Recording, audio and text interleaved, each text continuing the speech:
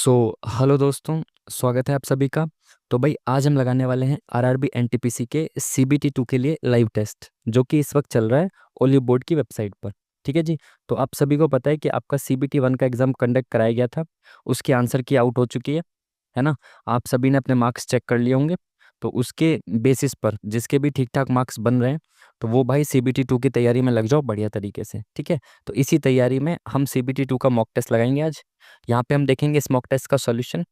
तो सबसे पहले मैं आपको बता दूं कि यहाँ तक आप पहुँचेंगे कैसे। काफ़ी सारे बच्चों को अगर नहीं पता कि ये मॉक टेस्ट तक आप पहुँचेंगे कैसे, तो मैं आपको बता देता हूँ कि आप ओलिव बोर्ड की वेबसाइट पर पहुँचेंगे। ओलिव बोर्ड की वेबसाइट पर जाने के बाद यहाँ पे इस साइड में इतने सारे ऑप्शंस दिख रहे हैं आपको ये। तो इनमें से जो टेस्ट वाला सेक्शन है, ये जो टेस्ट वाला सेक्शन है ना, इस पे आप क्लिक करेंगे। इस पे क्लिक करने के बाद यहाँ पे आपको ये आरआरबी एनटीपीसी दिखाई दे रहा है, इस पे आप क्लिक करेंगे। इस पे क्लिक करने के बाद आपको क्या करना है, आप नीचे ऐसे स्क्रॉल करेंगे तो यहाँ पे आपको दिखेगा ये CBT 2 live test, RRB NTPC CBT 2 live test. तो इस पे आप पहुँचेंगे। जैसे ही आप इस पे क्लिक करेंगे तो आपको ये वाला इंटरफेस दिखेगा, जहाँ पे ये लाइव टेस्ट जो इस वक्त चल रहा है 13 जुलाई तक ये वैलिड है। आज कितनी तारीख है? 12 जुलाई। ठीक है। तो ये 13 जुलाई तक वैलिड है, शाम को 7 बजे तक, तो आप लगा सकते हो कभी भी, 13 जुलाई तक। ठीक है जी। तो आज हम देखेंगे इस मॉक टेस्ट का सॉल्यूशन।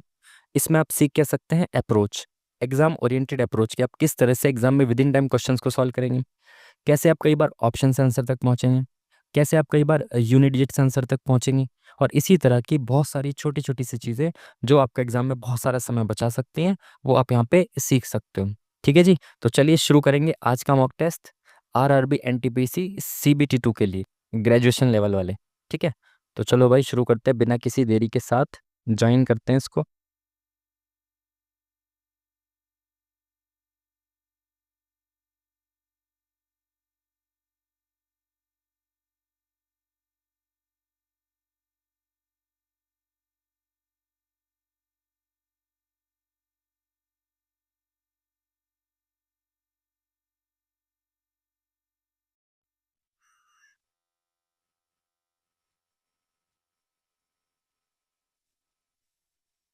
चलिए। तो भाई इसमें फुल स्क्रीन का ऑप्शन नहीं है, तो मैं इसको थोड़ा सा क्रॉप कर दूंगा। ठीक है। चलो। तो भाई वैसे देखो इसमें मेंस में CBT 2 में मैं आपको बता देता हूँ कि 90 क्वेश्चंस आएंगे आपके। ठीक है। 90 क्वेश्चंस होंगे इसमें, मैथ्स और रीजनिंग के आपके 35 और GK GS के आपको 50 क्वेश्चंस देखने को मिलेंगे। ठीक है। तो CBT 1 में भी 90 मिनट्स का टाइम था और CBT 2 में भी 90 मिनट्स का टाइम है। तो टाइम की थोड़ा शॉर्टेज यहाँ पड़ सकती है, इसीलिए कोशिश करेंगे कि इंग्लिश में भी देखा जाए क्वेश्चन को, बट समय को देखते हुए फिर चीज़ देखना पड़ेगा, है ना। क्योंकि यहाँ पे 90 मिनट है और आपको 120 क्वेश्चन करने हैं, तो समय के हिसाब से देख के चलना पड़ेगा। ठीक है। चलो पहले क्वेश्चन के साथ शुरू करते हैं। तो क्या बोल रहा है, अर्थशास्त्र में निम्न स्तरीय वस्तुओं के संबंध में निम्नलिखित में से कौन सा कथन सत्य है। उपभोक्ता की आय में वृद्धि या अर्थव्यवस्था के विस्तार के साथ मांग घट जाती है। देखो निम्न स्तरीय वस्तुओं की बात कर रहा है ये। ठीक है। तो जब निम्न स्तरीय वस्तु होती हैं, जो निम्न स्तरीय वस्तु होती हैं, जब हमारी इनकम कम होती है, इसकी मांग हम ज़्यादा करते हैं क्योंकि पैसा नहीं है, तो निम्न स्तरीय वस्तुएं खरीदेंगे। लेकिन जब आय में वृद्धि होगी तो इनकी मांग क्या होगी, घट जाएगी। ठीक है। मांग बढ़ेगी नहीं, इसकी मांग घट जाएगी। आय में वृद्धि होगी तो हम उच्च स्तरीय वस्तुओं का उपभोग करेंगे। ठीक है। तो ये पहला ऑप्शन ठीक है इसका, option number 1 is the correct answer. Next question, आरोही क्रम में लगाना है इसको, यानी कि बढ़ते हुए क्रम में लगाना है। ठीक है। लो इंग्लिश में देख लो यार जल्दी से। तो ये फ्रैक्शंस दे रखी है। तो देखिए भाई 7/11 को आप क्या लिख सकते हो। देखो कभी भी ऐसे फ्रैक्शन दियो ना, आप उसको सीधा सीधा डिवाइड कर दो, पॉइंट लगाओ, एक जीरो बढ़ा दो। 11×6 = 66, 40 बचा, 11×3 = 33, तो 0.63 आ जाएगा इसका, 0.63। ये इससे बड़ा है 13/19। 13/19 को अगेन पॉइंट लगाओ, एक जीरो बढ़ा दो। 19×7 = 114, और सॉरी 114 कह रहा हूँ। 19×7 कितना होता है, 63, 19×7 133। यार बताओ, ऐसी चीज़ें भूल जाते हैं कई बार। हम्म, उन्नीस 19×7 133, तो अप्रोक्स 6 9 या फिर 7 के आसपास है, तो ये 0.7 इससे ज़्यादा है, बिल्कुल ठीक। अब ये 4/9 इससे ज़्यादा है क्या? 4/9 पॉइंट लगाया, 0 बढ़ाई, 9 चौक 36, तो 9 चौक 36, 9 चौक 36, 4 4 क्या 7 से ज़्यादा है क्या? नहीं, तो ये वाली चीज़ गलत हो जाएगी। तो अब देखो यहाँ पे सेम नंबर्स दे रखे, तो 4/9 आपने देखा क्या आया? 0.44। इससे ज़्यादा है 3/5, 3/5 क्या होता है? 0.6 हो जाएगा, है ना? 5×30, 0.6 इससे ज़्यादा है, ठीक है। इससे ज़्यादा 7/11, 7/11 0.63 इससे ज़्यादा है, बिल्कुल ठीक है। तो इससे ज़्यादा 13/19 जो कि 69 के अप्रॉक्स था, वो इससे ज़्यादा बिल्कुल सही। ये वाला ऑर्डर जो है सही है, तो option number second is the correct answer. ठीक है जी, चलिए नेक्स्ट क्वेश्चन।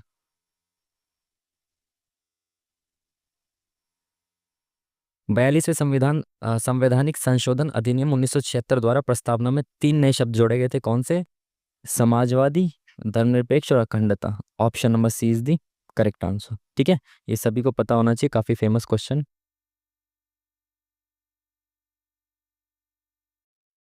प्रथम 100 पदों का योगफल कितना है इसका? तो ये कुछ एपी है क्या? +3, +1, +3, +1, +3, +1। तो भाई एपी तो नहीं है, क्योंकि एपी में एक लगातार गैप होना चाहिए। तो 1 और 4 5, 4 9, 4 13, 4 और 4 8, 4 12, दो सीरीज इसमें दे रखी हैं आपको, ठीक है।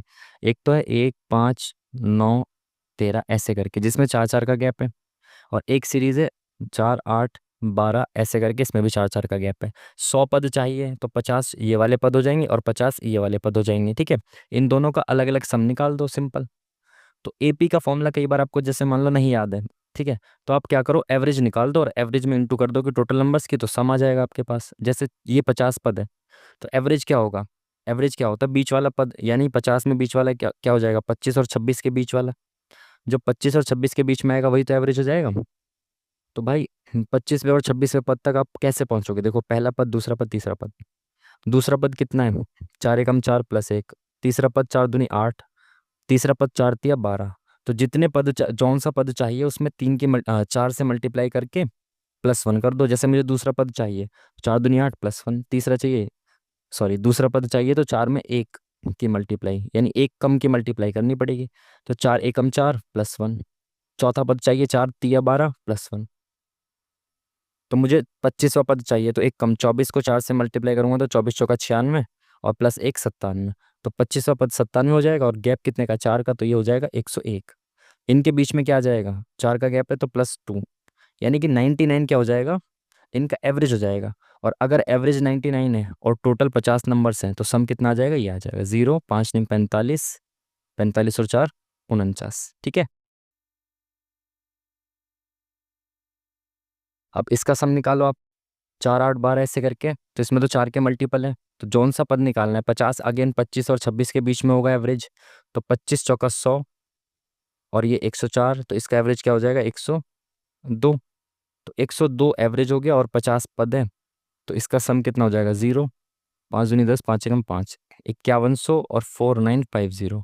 0 5 9 1 10, 5 4 9 और 1 10, 150। Option number 1 is the correct answer. काफी समय लग गया इसमें, बट आप इस तरह से भी कर सकते हो। सॉइल कल्टीवेशन से रिलेटेड है, तो यहाँ पे क्या आएगा? Bond investment. सॉइल कल्टीवेशन होता है सॉइल में, सॉइल बॉन्ड इन्वेस्टमेंट, बॉन्ड से इन्वेस्टमेंट, ठीक है। न्यूक्लियर वेपन डिस्ट्रक्शन करते हैं, ये भी हो सकता है। साइन इंडिकेशन सेम, ठीक है। तो मेरे हिसाब से सारे ही सही लग रहे हैं, तो all of these correct.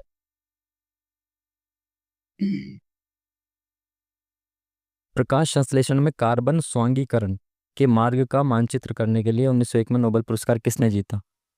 No idea, बिल्कुल भी कोई आइडिया नहीं है, तो स्किप करेंगे इसको, है ना। फालतू समय अभी बर्बाद नहीं करेंगे, क्योंकि टाइम बहुत ज़्यादा कम है। निम्नलिखित में से कौन सी ऐतिहासिक घटना वर्ष जोड़ी सत्य नहीं है? तो कौन सी जोड़ी सत्य नहीं है? बंगाल का विभाजन 1905, आईएनसी का गठन 1885 में, तो ये वाला सही नहीं है, गलत है ये, ठीक है। बाकी सत्याग्रह इसी में हुआ था, नमक सत्याग्रह, भारत छोड़ो आंदोलन, ठीक है। आईएनसी का गठन हुआ था 1885 में, तो ये वाला सही नहीं है। Next question. एक घन का वक्र पृष्ठीय क्षेत्रफल एक वर्ग के क्षेत्रफल से 44 सेंटीमीटर अधिक है। ठीक है। यदि वर्ग की भुजा घन की भुजा से 4 सेंटीमीटर अधिक है, और यदि वर्ग की भुजा भिन्न के रूप में नहीं है, तो वर्ग का परिमाप क्या है? एक घन का वक्र पृष्ठीय क्षेत्रफल क्या होता है? 4a²। एक वर्ग के क्षेत्रफल से 44 अधिक है, तो ये बराबर है, वर्ग का क्षेत्रफल हो जाएगा a², इससे 44 अधिक है ये। ठीक है, वर्ग की भुजा मैंने ये मान ली और घन की भुजा a मान ली। ठीक है, छोटा बड़ा a मान लिया। उसने बोला वर्ग की भुजा घन की भुजा से, तो यानी घन की भुजा से वर्ग की भुजा कितनी? 4 अधिक है। ठीक है, भिन्न में नहीं है, तो वर्ग का परिमाप बताना है। तो वर्ग का परिमाप ऑप्शन से देख लेता हूँ ना मैं, यहाँ पे सेटिस्फाई करा के देख लेता हूँ। अगर वर्ग का परिमाप 32 है, वर्ग का परिमाप परिमाप क्या होता है? 4a होता है। अगर परिमाप 32 होगा तो a कितनी आ जाएगी? 8। अगर वर्ग की a 8 है, तो इसकी भुजा कितनी आ जाएगी? क्यूब की भुजा आ जाएगी 12, है ना। और अगर इनके एरिया को कंपेयर करूं, अगर वर्ग का एरिया जो क्यूब का एरिया है वो कितना हो जाएगा? a² इंटू 4, तो 12 का स्क्वायर 144 इंटू 4, ये तो बहुत ज़्यादा हो जाएगा, इसके बराबर आ ही नहीं पाएगा, क्योंकि 8 8 64 और 44, तो ये 100 के आसपास ही रह जाएगा। तो भाई ए तो 12 तो नहीं हो सकता। ठीक है, अगर ये 48 मानता हूँ, तो 48 में क्या हो जाएगा? 48 में ये 12 हो जाएगा। एक सेकेंड, मैंने कुछ गलती कर दी क्या? गलती कर दी, क्योंकि मेरे को दिख रहा है यहाँ पे 4 अधिक यहाँ पे है। अगर वर्ग की भुजा वर्ग का परिमाप 32 है, तो वर्ग की भुजा ये 8 है, तो ये 12 हो जाएगी। हाँ ठीक है, ठीक है, ठीक है, कोई गलती नहीं की। ठीक है, तो ये 48 है 12। अगर 12 भुजा हो गई इसकी वर्ग की, तो इसकी भुजा तो 16 हो जाएगी, और इसका स्क्वायर 144 प्लस 44 कितना हो गया? 288। और यहाँ पे 16 का स्क्वायर 256 की गुणा 4 से करेंगे तो बहुत ज़्यादा हो जाएगा ये तो।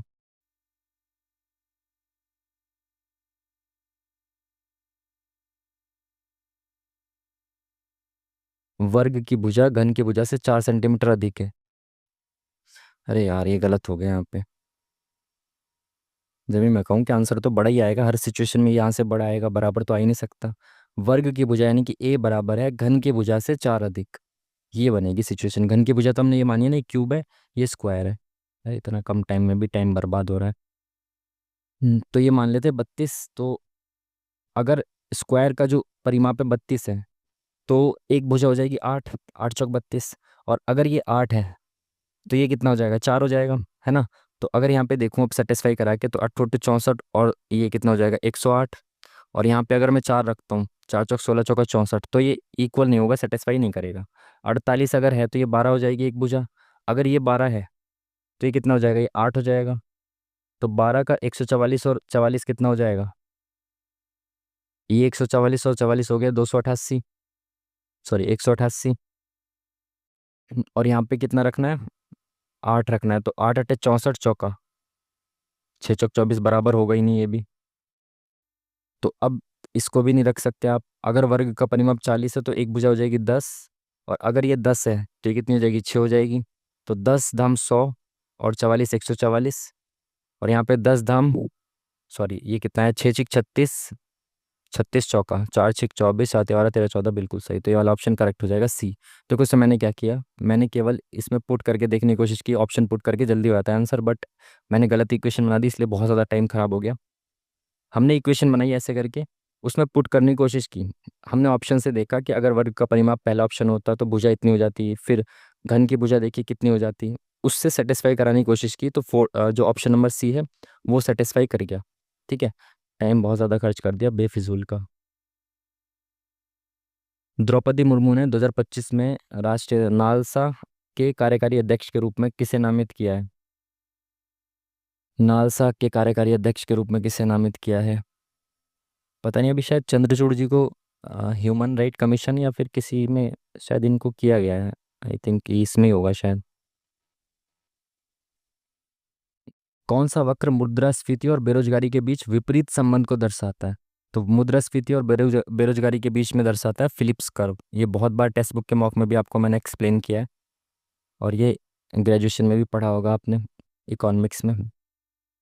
कौन सा एक कारक नहीं है जो किसी स्थान की जलवायु को नियंत्रित करता है? तो जलवायु को नियंत्रित करने वाले कारकों में इनमें से कौन सा नहीं है? अक्षांश, देशांतर नहीं होता जलवायु को नियंत्रित करने में, ऊंचाई होती है, सागर की धाराएं होती है। बी वाला ऑप्शन नहीं होता, ये तो शायद आपने एनसीईआरटी के चैप्टर के पीछे भी दिया हुआ है एमसीक्यूज में। ये क्या बोल रहा है भाई? समलंब चतुर्भुज का क्षेत्रफल एक वर्ग के क्षेत्रफल का 18 गुना है, जिसकी भुजा 32 सेंटीमीटर है। यदि समलंब चतुर्भुज की समांतर भुजाओं का योग इतना है, तो समलंब की समांतर भुजाओं के बीच की दूरी कितनी है बताना है। ये क्या दे दिया? PQRS। भुजाओं के बीच की दूरी, क्षेत्रफल भुजा समलंब का क्षेत्रफल 18 गुना है 32 है।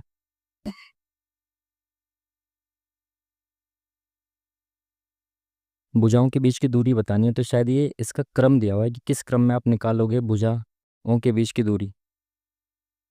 तो भाई समांतर भुजाओं के बीच की दूरी मुझे चाहिए, तो एंड में आएगी ना समांतर भुजाओं के बीच की दूरी तो। बट फिर भी देख लेते हैं। समलंब चतुर्भुज का क्षेत्रफल एक वर्ग के क्षेत्रफल का 18 गुना है, जिसकी भुजा 32 सेंटीमीटर है। तो पहले वर्ग की भुजा लिखी हमने कि वर्ग की भुजा 32 सेंटीमीटर है, ठीक है, तो पहला हो गया R। ठीक है। उसके बाद वर्ग की भुजा पता लगने के बाद फिर हमने निकाला वर्ग का क्षेत्रफल, तो ये आ गया 1024। अब मुझे बोला इसने कि समलंब का जो क्षेत्रफल है वो वर्ग के क्षेत्रफल का 18 गुना है। तो वर्ग का क्षेत्रफल इंटू 18, ये आ गया S, बिल्कुल सही। और उसके बाद जब मेरे पास ये आ गया तो मैंने समांतर भुजाओं की दूरी निकाल दी, बिल्कुल सही। इसने बहुत ट्रिकी कर दिया क्वेश्चन को। सीक्वेंस पूछा है कि आपको भुजाओं के बीच की दूरी निकालनी है, तो किस सीक्वेंस को आप फॉलो करोगे। तो पहली चीज़ तो भुजाओं के बीच की दूरी निकालनी है, तो एंड में तो यही निकालेंगे हम, है ना। बाकी सीक्वेंस किस सीक्वेंस को फॉलो करोगे, option number C is the correct answer. ठीक है। काफ़ी ट्रिकी क्वेश्चन, बहुत अच्छा क्वेश्चन भाई। आकाश दाएं छोर से 17वें स्थान पर है, दाएं मतलब राइट होता है, तो यहाँ से वो कौन से स्थान पर है, 17वें पर कौन? आकाश। अमायरा बाएं छोर से 21वें स्थान पर, तो बाएं यानी कि लेफ्ट छोर से अमायरा किस स्थान पर है, 21वें स्थान पर है अमायरा। आकाश और अमायरा के बीच 10 व्यक्ति बैठे हैं और अमायरा आकाश के बाईं ओर बैठी है। अमायरा आकाश के बाईं ओर, बिल्कुल सही बनाया हमने। इनके बीच में कितने लोग बैठे हैं? 10 लोग बैठे हैं यहाँ पे, बीच में बैठे हैं, ठीक है। पंक्ति में कितने व्यक्ति हैं? तो 21 ये, 17 ये, 10 ये, तो 20, 30, 38 और 10, 48। Option number 20 the correct answer. Basic सा क्वेश्चन। यार बहुत टाइम का इशू पड़ जाएगा इसमें, जल्दी से चलते हैं ना। LM एक वृत्त का व्यास है, तो LM व्यास है, ठीक है। K वृत्त का केंद्र है, ठीक है। N वृत्त पर एक ऐसा बिंदु है कि MLN बराबर 40 है, तो ये भाई आपका 40 दे रखा है। KNM ये निकालना है आपको, कितना हो जाएगा, ठीक है। ये 40 दे रखा है, देखो ये व्यास है, LM व्यास है, तो ये 90 डिग्री का होगा। सिंपल बात है ना, क्योंकि व्यास से आप किसी भी परिधि पर ऐसे दो भुजाओं को मिलाएंगे तो 90 डिग्री बनता है। 9, ये 4, 13, तो ये कितना हो जाएगा, 50 का हो जाएगा। और अब आप देखो यहाँ पे ये त्रिज्या है और ये भी त्रिज्या है, तो ये दोनों बराबर होंगी। तो जब समद्विबाहु त्रिभुज बनेगा तो दो एंगल बराबर होंगे, ये 50 है तो ये भी 50 होगा, तो option number 1 is the correct answer. Next question.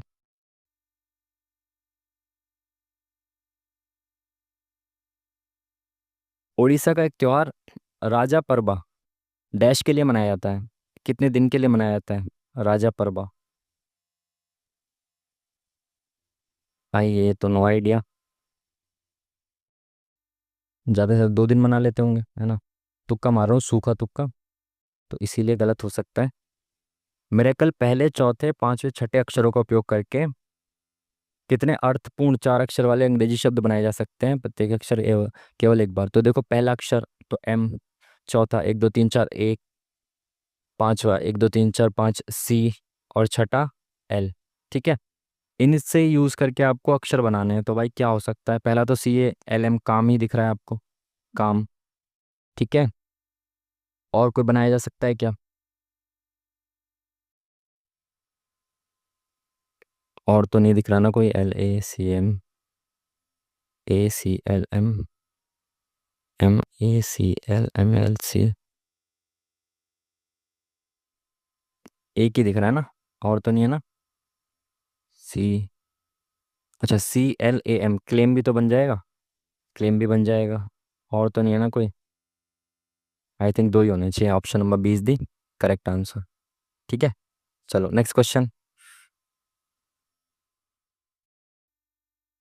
उत्तर दिशा की ओर मुखरित जिम के 7 उपकरण नामता ये हैं, बाएं से दाएं लाइन में व्यवस्थित हैं, एन एम के दाईं ओर से पांचवें स्थान पर है। एन जो है वो एम के दाईं ओर से पांचवें, तो 1 2 3 4 5वें पे आ गया एन। ठीक है, टोटल कितने हैं भाई, ये 7 उपकरण है, तो 1 2 3 4 5 6 तो हो गए, एक बच रहा है, वो या तो यहाँ होगा या तो यहाँ होगा। ठीक है, आर क्यू के बाईं ओर से दूसरे स्थान पर है, आर क्यू यहाँ नहीं दिख रहे।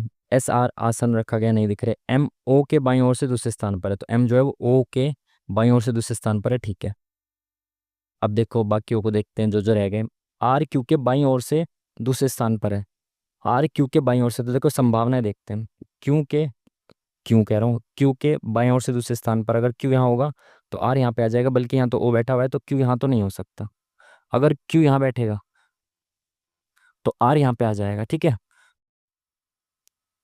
एस आर के आसन रखा गया है, ये भी चीज़ दे रखी है, तो आर के बगल में एस होगा, तो यहाँ पे तो आ ही नहीं सकता, तो क्यू यहाँ भी नहीं आ सकता, क्योंकि आर के बगल में एस आना चाहिए, तो यहाँ भी नहीं आ सकता क्यू।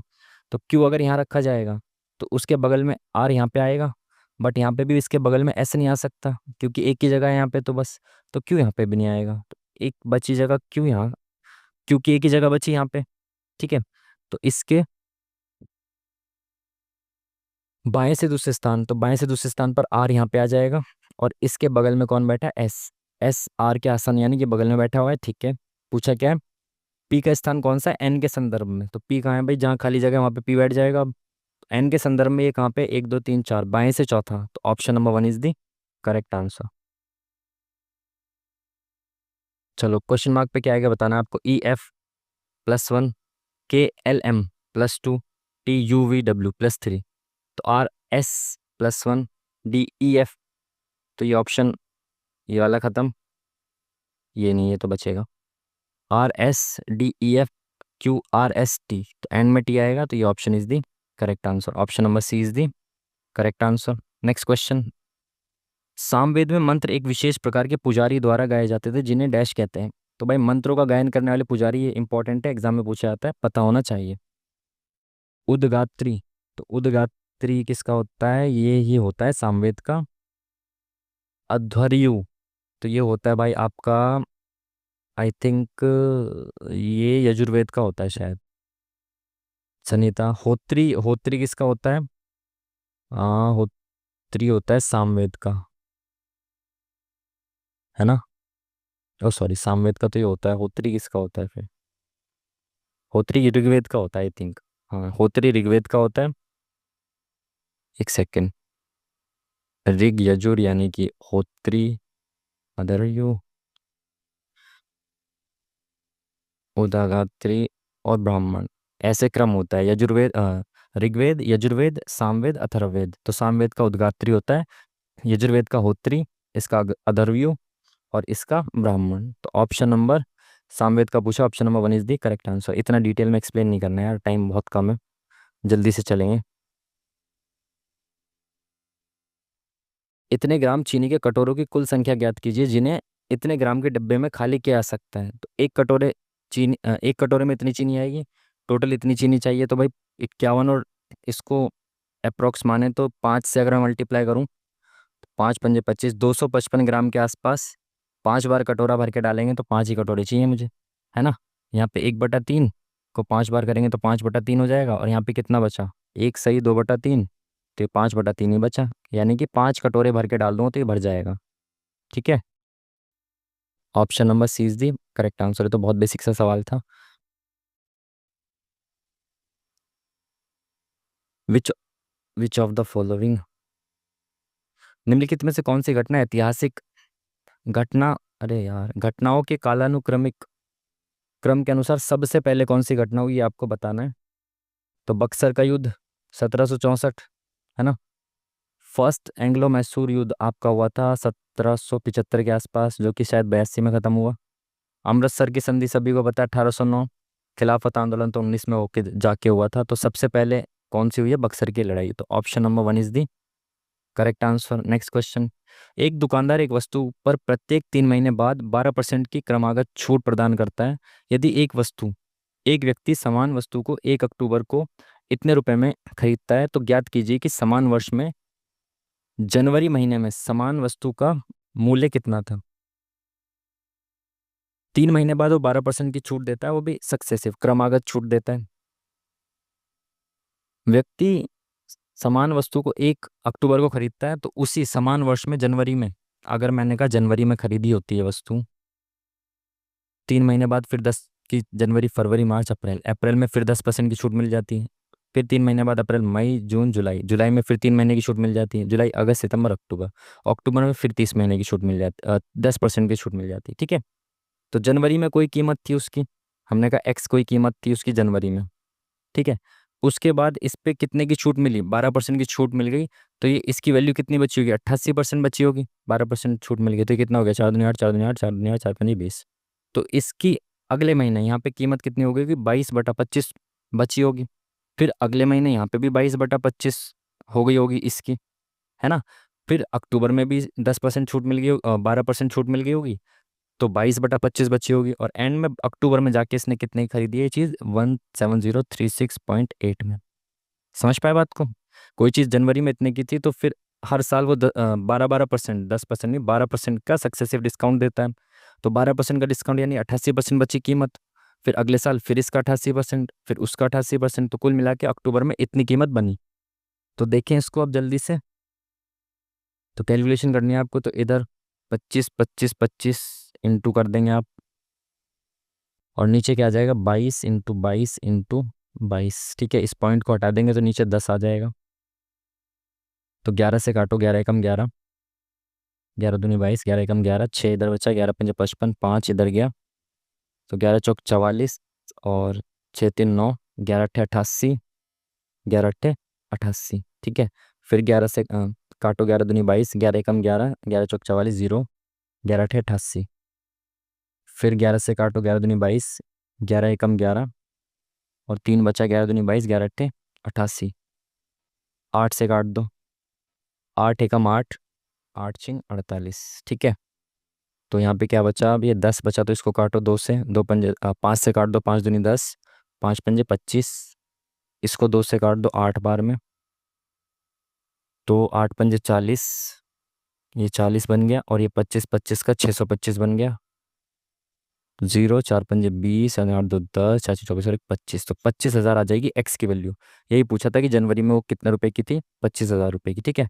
इतना समय नहीं है कि एक्सप्लेन ज़्यादा किया जाए, तो आप वीडियो को पीछे करके देख लेना। ठीक है। आईसी पर ट्रांजिस्टर और अन्य घटकों के बीच घनत्व का निर्माण निर्माण करना कहलाता है। बिल्कुल भी कोई आइडिया नहीं है। Next question. Bharat mobility global expo का तीसरा संस्करण इतने से इतने तक राजधानी क्षेत्र में आयोजित किया जाएगा। नो आइडिया भाई, बिल्कुल भी आइडिया नहीं। Next question. एक पतंग की डोर इतने मीटर लंबी और एक क्षैतिज के साथ 30 डिग्री का कोण बनाती है। तो भाई एक पतंग की डोर है ये वाली, 152 मीटर लंबी, और ये क्षितिज के साथ कितना एंगल बना रही है, ये 30 डिग्री का एंगल बना रही है। ठीक है। तो ज्ञात कीजिए कि कितनी ऊंचाई पे पतंग उड़ रही है, यानी कि इस एच को ज्ञात करना है। ठीक है। आपके पास थीटा दे रखा है 30 डिग्री, और आपको निकालना है क्या है, इसकी वैल्यू निकालनी है। तो 30 डिग्री, और आपको पता है लंब बटा लाल बटे कक्का आपको पता है, लंब और कर्ण आपको लेना है। तो लंब बटा कर्ण क्या होता है, एच अपॉन में हाइपोटेनिस कितना है इसका, 152 बराबर, ये साइन थीटा होता है। तो साइन 30 डिग्री कितना होता है, 1/2। तो ये इधर आ जाएगा। तो एच की वैल्यू कितनी हो जाएगी, 2 7 14, 2 6 12। तो ये कितना आ जाएगा, 76। Option number D is the correct answer. ठीक है। बेसिक सा क्वेश्चन। डीओ को ये लिखा जा रहा है, ओएफ को ये लिखा जा रहा है, तो आईएफ को क्या लिखा जाएगा। तो डी का कोड, डी का अल्फाबेटिकल नंबर क्या होता है, 4 होता है। 4 को 6 लिखा गया है क्या, नहीं। 64 लिखा गया है क्या, 4 की क्यूब 64 होती है, बिल्कुल सही। ओ क्या होता है, 15 होता है। 225 15 की स्क्वायर होता है 225। ठीक है। पहले वाले की क्यूब और दूसरे वाले का स्क्वायर, तो 15 की क्यूब और 6 का स्क्वायर 36। 15 की क्यूब ये होती होगी बिल्कुल। तो ये क्या है, 9, तो 9 की क्यूब 729, और लास्ट में 6, 6 का स्क्वायर 36। तो 729 36, बहुत सही। पहले वाले का क्यूब और दूसरे वाले का स्क्वायर दे रखा है इसने। ओडिसी नृत्य के जनक माने जाने वाले, जिन्होंने शास्त्रीय ओडिसी नृत्य शैली को पुनर्जीवित करने, संहिताबद्ध करने में महत्वपूर्ण भूमिका निभाई। तो ओडिसी से संबंधित कौन है, केलुचरण महापात्र, इंपॉर्टेंट सबसे ज़्यादा है।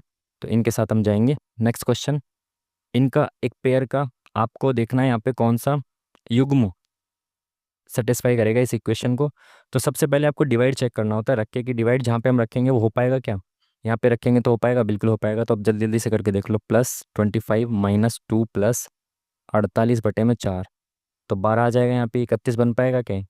सब प्लस प्लस में, माइनस में तो केवल 2 है, तो ये तो नहीं बन पाएगा, बहुत ज़्यादा बड़ी संख्या बन जाएगी। तो 93 -25 इंटू 2 -48/4, तो ये 12 आ गया। और यहाँ 50 आ गया, तो 50 और 12 62 आ गया। 3 में से 2 गया, 9 में से 6 गया 3, तो ये बिल्कुल सही हो गया। सेकंड वाली इक्वेशन जो है वो सेटिस्फाई कर जाएगी। नेक्स्ट क्वेश्चन, सतत विकास का सबसे अच्छा वर्णन कौन सा करता है कि अभी वर्तमान में जो है हम उपयोग जो है वो भविष्य को ध्यान में रखते हुए करें, भविष्य की पीढ़ी के लिए। विकास जो भविष्य की पीढ़ियों की अपनी आवश्यकताओं को पूरा करने की क्षमता से समझौता किए बिना किसी वर्तमान की आवश्यकताओं को पूरा करता है। बिल्कुल सही डेफिनेशन एकदम। विकास जो भविष्य की पीढ़ी की आवश्यकताओं के लिए वर्तमान पीढ़ी की आवश्यकताओं से समझौता नहीं। उच्च विकास दर होती है जो अगले 100 वर्षों तक, बिल्कुल नहीं। तो यही चीज़ सही है कि हम भविष्य वाली जो पीढ़ी है उसको भी ध्यान में रखते हुए आज कंजप्शन करें। एक निश्चित संख्या का 4 भागों में इस प्रकार विभाजित किया जाता है कि सभी भाग समांतर श्रेणी में होंगे और 2 छोटे हिस्सों का योग 7 होगा और 2 बड़े हिस्सों का योग 19 होगा। तो संख्या का मान क्या है? एक निश्चित संख्या का 4 भागों में इस प्रकार विभाजित किया जाता है।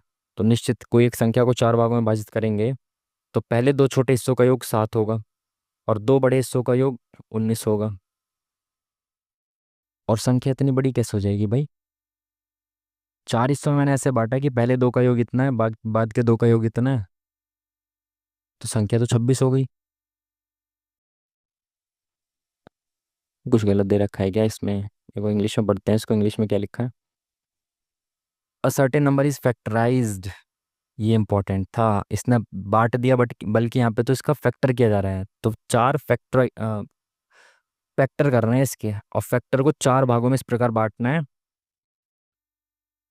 कि वो जो है वो एपी हो और जो शुरुआत के 2 हो उनका सम 7 हो और जो बाद के 2 हो बड़े वाले उनका सम जो है वो 19 हो। तो इनके फैक्टर करके देखो जल्दी जल्दी से, है ना। तो 945 का फैक्टर करें तो 5 से काटो, 5 एकम 5, 4 इधर गया, 5 अट्ठे 40, 5 निम 45, 9 से काटो, 9 दिन 18, 9 एकम 9, 3 से काटो, 3 सत्ते 21, 7 से काटो 1। तो ये क्या आ गया? 5 × 9 × 3 × 7, है ना। एपी में रखना है आपको इसको। तो ये एपी में है क्या? 3 और 4 7 और 2 5, तो ये 5 इधर आ जाएगा, 7 इधर आ जाएगा। 3 और 2 5 और 2 7 और 2 9, बिल्कुल सही एपी में है। और पहले वाले 2 का योग 7 है क्या? नहीं। तो पहले वाले 2 का योग 7 नहीं है, तो ये तो नहीं होगा। अब इसको करते हैं फैक्टराइज, 880 को। 11 अट्ठे 88, 8 पंजे 40, सॉरी 8 एकम 8, 8 पंजे 40 कर दिया। 5 दूनी 10, 2 एकम 2, तो 2 5 8 11, 3 5 3 8, 8 3 11, एपी में है बिल्कुल। पहले 2 का योग कितना है? 7 है, बिल्कुल। बाद के 2 का योग कितना है? 19 है, बिल्कुल सही। तो यानी कि ये वाला जो है ये वाला ये सेटिस्फाई कर गया। ऑप्शन नंबर बी के ऐसे फैक्टर किए जा सकते हैं जिनमें से शुरुआत के 2 जो बाकी सारे एपी में होंगे और शुरुआत के 2 का योग 7 होगा, बाकी के 2 का योग 19 होगा। इस तरह से आप कर सकते थे इसको। एक पानी की टंकी के साथ 3 पाइप जुड़े हैं, पी और क्यू। पूरी टंकी को भरने में इतने टाइम लेता है। पी 6 घंटे में भर सकता है, क्यू 13 घंटे में भर सकता है, जबकि पाइप आर भरी हुई टंकी को 20 घंटे में खाली कर सकता है। तो आर जो है माइनस का है, जो कि 20 घंटे में खाली कर सकता है। एक साथ पाइपों खुल जाए तो भरने में कितना समय लगेगा भाई? इनका एलसीएम लो, तो बड़ी संख्या कितनी हो गई? 20, 13 मल्टीपल है इसमें नहीं, और इसमें 6, तो 2 है 3 नहीं है, ठीक है। तो ये 78, तो 780 आ गया इसका एलसीएम। तो इसमें यहाँ पे कितना आ जाएगा? 20 इंटू 13 × 39, एफिशिएंसी इसकी आ गई यहाँ पे, 20 × 60 आ गई। और यहाँ पे कितनी आ गई? 6 कम 6 6 18, 130 आ गई, ठीक है। तो भाई ये दोनों इतना भरते हैं 1 घंटे में, कितना? 190 भरते हैं, और ये 39 खाली कर देता है। तो कुल मिला के 1 घंटे में ये कितना भर पा रहे हैं? 1 8 में से 3 गया 5, 1, तो 151 1 घंटे में भर पा रहे हैं। टोटल इनको 780 भरना है, तो कितने समय में भर पाएंगे? एक स्थान तक, यानी कि लगभग पूछा है इसने। तो अगर मैं इसको 0 मान लूँ तो 15, 5 75 पॉइंट 30, यानी 15 दूनी 30, तो 5.2 के अप्रोक्स। ऑप्शन नंबर बी ही है। Option number B is the correct answer. Next question, किस किस भारतीय ने मार्च 2025 में इंडोर शॉट पुट में 16 मीटर का आंकड़ा पार करने वाली पहली बार भारतीय महिला बनकर चैंपियनशिप में इतिहास रच दिया? West indoor track and field championship में इतिहास रच दिया भाई। नो आइडिया, बिल्कुल भी आइडिया नहीं करंट अफेयर का। MSF के बारे में, मार्जिनल स्टैंडिंग फैसिलिटी जो होती है वो बैंक देता है आपको इमरजेंसी में, जो लोन दिया जाता है ना बहुत ज़्यादा हाई रेट पर, उसको कहते हैं MSF रेट। ठीक है, दीर्घकालिक पूंजी नहीं, शॉर्ट टर्म के लिए दिया जाता है। उपयोग को प्रोत्साहित करने के लिए MSF रेपो दरों से कम नहीं, केवल सहकारी बैंकों को नहीं, बैंकों के लिए रेपो रेट से अधिक दर पर आपातकालीन उधार लेने की सुविधा। बिल्कुल सही, ऑप्शन नंबर डी एकदम सही है। ये आपने जब रेपो रेट, CRR ये सब पढ़ा होगा तब आपने ज़रूर पढ़ा होगा। ग्रामीण विकास मंत्रालय, संयुक्त राष्ट्र बाल कोष ने इतने महिलाओं को, युवाओं को कितने वर्षों के लिए सशक्त बनाने के लिए? No idea. बाकी आप कुछ तो तुक्का मार ही चलते हैं, सी लगाते हुए चलते हैं। ठीक है, ए और बी से होकर गुजरने वाली रेखा का समीकरण ज्ञात कीजिए। देखो, रेखाओं का समीकरण मतलब है कि ए की वैल्यू ये रखने पर और बी की वैल्यू ये रखने पर ये सेटिस्फाई कर जाए। तो पहली वाली इक्वेशन में देखते हैं, A-2 रखा प्लस वाई 5 रखा तो 10 - 7 बराबर 0 बनेगा क्या? नहीं, तो ये वाला नहीं हो सकता। सेकंड वाले में पुट करते हैं तो ए मैंने -2 यहाँ पे रख दिया। ये क्या है? एक्स के कोऑर्डिनेट है, ये वाई का है। ठीक है, तो एक्स को मैंने यहाँ पे -2 रखा तो -4 आ गया, प्लस वाई को मैंने कितना रखा? 5 रखा, ये -8 4 12 5 0 हो पाएगा क्या? नहीं। इसमें रखे अब एक्स को -2, तो -2 -4 प्लस 5 दिया 15 -11, बिल्कुल सही। तो ये 15 हो गया, माइनस का बिल्कुल 0 बन जाएगा। अब इस वाले को भी देखना पड़ेगा, तो बी एक्स जो है वो 5 रखो, 5 दूनी 10 प्लस -2 -6 हो जाएगा, ये -11 हो जाएगा। तो -17 में से +10 गए तो 0 तो नहीं बनेगा, तो ये भी गलत हो गया।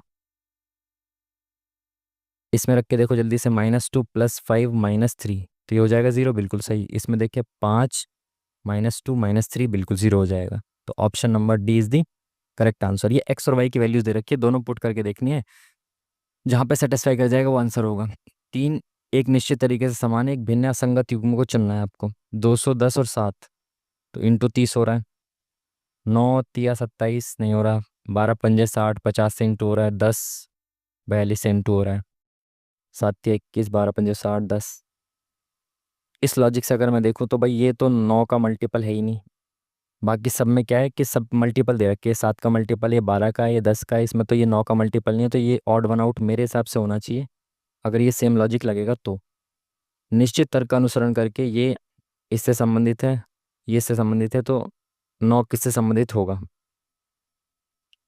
178, 14 का वर्ग 196, तो ये कितना हो जाएगा? 8, 18 का गैप हो गया यहाँ पे, 400 में तो बहुत नहीं हो पाएगा।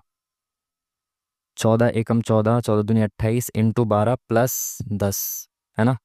14 एकम 14, 3 बचा, इधर गया 38, 14 दूनी 28 प्लस 10 बच गया, और यहाँ पे इंटू 9, 9 दूनी 18 प्लस 10 बच गया। तो यानी कि कंप्लीटली कटने के बाद 10 बचना चाहिए रिमाइंडर। तो देखिए 9 से इसको काटे तो 9 दूनी 18, तो 180 कट जाएगा पूरा और 10 रिमाइंडर बचेगा, तो पहला ऑप्शन हो सकता है। 9 एकम 9, 9 सत्ते 63, 3 रिमाइंडर बचेगा नहीं। 9 एकम 9, 9 अट्ठे 72 प्लस 6 रिमाइंडर बचेगा। 9 एकम 9 दूनी 18, 8 रिमाइंडर बचेगा नहीं। तो यही पहला ऑप्शन ऐसा है जिसमें ये कंप्लीटली कटने के बाद 10 रिमाइंडर छोड़ रहा है, तो मेरे हिसाब से ये ऑप्शन होना चाहिए करेक्ट। ठीक है, इनमें भी क्या हो रहा है, कंप्लीटली कटने के बाद 10-10 रिमाइंडर छोड़ रहा है। 9 से संबंधित 190 ऐसा है जो कंप्लीटली कटने के बाद 10 रिमाइंडर छोड़ रहा है। ठीक है, सामाजिक सुरक्षा कवरेज में ऐतिहासिक वृद्धि देखी गई। ILO ने 2015 में 19% से 2025 में 64.3% तक की वृद्धि दर्ज की है। भारत में अब तक कितने लोगों से कम एक सामाजिक सुरक्षा लाभ के अंतर्गत आते हैं? सामाजिक सुरक्षा का मतलब भाई कोई ना कोई ऐसी, जैसे पेंशन हो गई और ये सब चीज़ें हो गई, ऐसी चीज़ें मिलती ही हो, तो कम से कम आधे लोगों को तो मिलती होगी ऐसी सुविधाएं, मतलब सामाजिक सुरक्षाएं, सोशल सिक्योरिटी वाली चीज़ें। क्या लगाया हमने इसका? 39, 38, ये हमने तुक्का लगा दिया ना। ठीक है, नेक्स्ट क्वेश्चन। ABC का मतलब ये है, DEFGHI का मतलब ये है, ट्रांसपोर्टेशन, ट्रांसपोर्टेशन कहाँ है भाई? ट्रांसपोर्टेशन यहाँ पे है और कहीं है क्या? नहीं।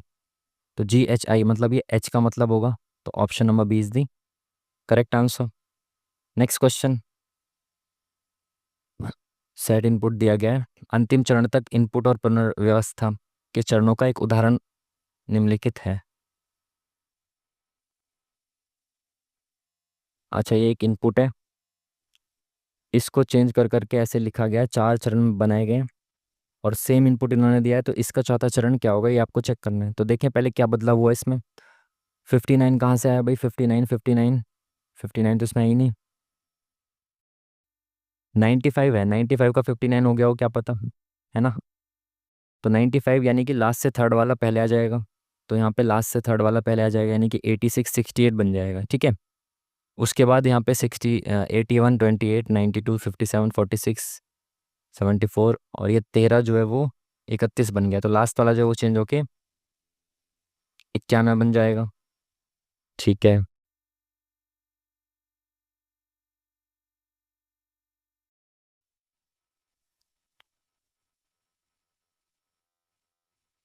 उसके बाद क्या होगा इसमें? 81, ये सब एज इट इज़ रह जाएंगे बीच वाले नंबर्स। फिर क्या होगा? 29 कहाँ से आया भाई? ये 92, यानी कि फोर्थ नंबर को उल्टा किया, फिर ये यहाँ पे 57, यानी कि 28 इधर चला गया है, यहाँ पे 82 बन गया है। तो काफ़ी लेंदी हो जाएगा, इसको अभी देखेंगे बाद में, है ना। काफ़ी लेंदी क्वेश्चन हो जाएगा। दो संख्या इस प्रकार है कि उनका गुणनफल यानी कि A × B बराबर दे रखा है आपको 630। दोनों संख्याओं का योगफल उनके अंतर से 40 अधिक है, यानी कि दोनों संख्याओं का अगर योगफल देखें तो ये इनका जो अंतर है इससे 40 अधिक है। तो भाई अगर हम इसको करें तो ये A से A कट जाएगा, ये B इधर आ जाएगा, तो 2B बराबर 40, तो B बराबर आ जाएगा आपका 20। अगर B 20 आ गया तो आपसे क्या पूछा है? बड़ी संख्या। तो पहले A को निकाल लेते हैं, कितना हो गया? 20 इधर जाएगा, तो 2 × 3 = 6, 2 × 1 = 2, 2 × 5 = 10, तो एक 20 है, एक 31.5 है, तो बड़ी संख्या क्या है? 31.5। Option number D is the correct answer. Next question.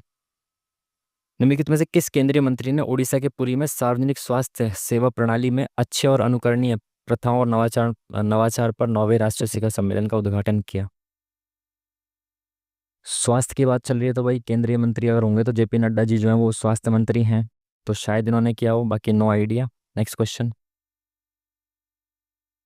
आधिकारिक आधिकारिक तौर पर निम्नलिखित में किस देश को पीछे छोड़कर 2025 में दुनिया की चौथी सबसे बड़ी अर्थव्यवस्था बन गया है? अभी रिसेंटली है ना, काफ़ी न्यूज़ चली थी, जापान को पीछे छोड़ दिया हमने और फोर्थ नंबर पे हम आ चुके हैं, ठीक है। 5 कक्षाओं में विद्यार्थियों की कुल संख्या 960 है, वो पूछा गया है इसने, इस क्वेश्चन को लिख लेते हैं, और यहाँ पे 960 है टोटल, ठीक है। अब कक्षा 2 में 45% विद्यार्थी महिलाएं हैं, तो स्टैंडर्ड 2 ये वाला है, इसमें 45% महिलाएं हैं, ठीक है। कक्षा 30 और कक्षा 3 में 60% विद्यार्थी पुरुष हैं, तो कक्षा 2 के पुरुष विद्यार्थी, तो कक्षा 2 की 45% महिलाएं हैं। ओहो, तो 2 के पुरुष विद्यार्थी पूछ लिया। अगर 45% महिलाएं हैं तो पुरुष कितने हो जाएंगे? 55%, ठीक है। 3 की महिला विद्यार्थी, तो 3 में पुरुष दे रखे हैं, तो महिला पूछा, यानी कि महिला कितने हो जाएंगे? 40%, ठीक है। योगफल बताना है आपको, तो सेकंड वाले का 55%, तो सेकंड में क्या है? 75 डिग्री। तो भाई 360 में से 75 डिग्री किसका? 960 का निकल जाए। 75, नहीं नहीं, 75 डिग्री ये टोटल है, इसका हमें कितना निकालना है? 55%, तो 55% निकालना है इसका, और टोटल कितना है? 960। तो देखें, एक जीरो से एक जीरो खत्म, 5 × 5 = 5, 5 × 2 = 10, 20 आ गया ये। और कैसे कटेगा अब ये? 3 से काट दें तो 12×3 = 36, 12×8 = 96, और ये 3 से कितनी बार में कटे? 3×2 = 6, 3×5 = 15, 4×5 = 20, 4×2 = 8, 5×5 = 25, 5×2 = 10, 110 आ गया ये, ठीक है। तो ये तो आ गया भाई 110, ये 960 क्यों मिट गया? इसमें पुरुषों की संख्या 110 आ गई, इसमें महिला विद्यार्थियों की संख्या 40%, तो थर्ड क्या है ये? इसका 40% कितना हो जाएगा? 12×4 = 48, तो 48 डिग्री की वैल्यू निकालनी है 360 में से, किसकी? 960 की। तो ये खत्म, 12×3 = 36, 12×8 = 96, 3 × 3 = 18, तो 16×8 = 128, तो 238। Option number C is the correct answer. चलिए नेक्स्ट क्वेश्चन। कौन सा उन बच्चों की संख्या को दर्शाता है जो टेनिस पसंद करते हैं लेकिन डाइविंग या शतरंज पसंद नहीं करते? तो टेनिस पसंद करते हैं ये वाले, और डाइविंग और शतरंज को हटाना है, तो डाइविंग हट गया, शतरंज हट गया, तो टेनिस वाले कितने बचे? ये बचे। स्केटिंग के बारे में तो कुछ नहीं बोला ना इसने, तो आई थिंक सी और एफ होना चाहिए। F C, option number C is the correct answer. Next question. Sindhu घाटी सभ्यता के निम्नलिखित में से किस स्थल पर विशाल अन्न भंडार और विशाल स्नानागार तो ये पाए गए हैं आपके भाई मोहनजोदड़ो में? ये तो बहुत फेमस क्वेश्चन, आई थिंक 99% लोगों को पता होगा। कौन सा अनुच्छेद विधिक समता, इक्वेलिटी बिफोर लॉ और इक्वल प्रोटेक्शन ऑफ लॉ किस में आता है? आर्टिकल नंबर 14 में। Next question. किस प्रकार के वन भारत के उन क्षेत्रों में मौजूद है जहां वर्षा इतनी देखो जो आपने पढ़ा होगा उसमें ज्योग्राफी में, जो उष्णकटिबंधीय पर्णपाती वन होते हैं उसका दो क्लासिफिकेशन होता है, एक शुष्क और एक नम। तो शुष्क जो होते हैं उसमें 70 से 100 के बीच में वर्षा होती है, और इसमें 100 से अधिक। तो शुष्क पर्णपाती वन, option number B is the correct answer. Next question.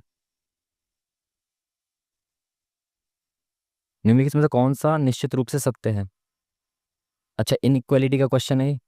तो n बराबर x हो सकता है क्या? n से m बराबर होना चाहिए था यहाँ पे, तो ये तो नहीं हो सकता। e से t की तरफ जाना है आपको, मैंने इक्वलिटी के इनइक्वालिटी के सवाल बहुत बार समझाया मॉक टेस्ट में। e से t की तरफ जाना है, तो e से r की तरफ ही नहीं जा पा रहे, तो ये तो नहीं हो सकता। w से u, तो w कहाँ है? w से t, t से u नहीं जा सकते, गेट बंद है। x से m, तो x कहाँ पे? x से v, v से m बिल्कुल जा सकते हैं, फोर्थ वाला करेक्ट हो जाएगा। अभी समय कम है, इनइक्वालिटी मैंने आपको कई बार डिटेल में समझाया ऑलरेडी, ठीक है। किस टीम ने जून 2025 में सीजन 6 के फाइनल में जयपुर पैट्रियट्स को हराकर अपना पहला अल्टीमेट टेबल टेनिस खिताब जीता? अगेन करंट अफेयर, तो नहीं पता तो ऑप्शन नंबर सी के साथ लगा देते हैं, क्योंकि सारे स्किप नहीं कर सकते ना। IREDA ने जून 2025 में योग्य संस्थान के माध्यम से सफलतापूर्वक डैश जुटाया। भाई कितना फंड जुटाया, ये तो बहुत डिटेल में पूछ रहा है।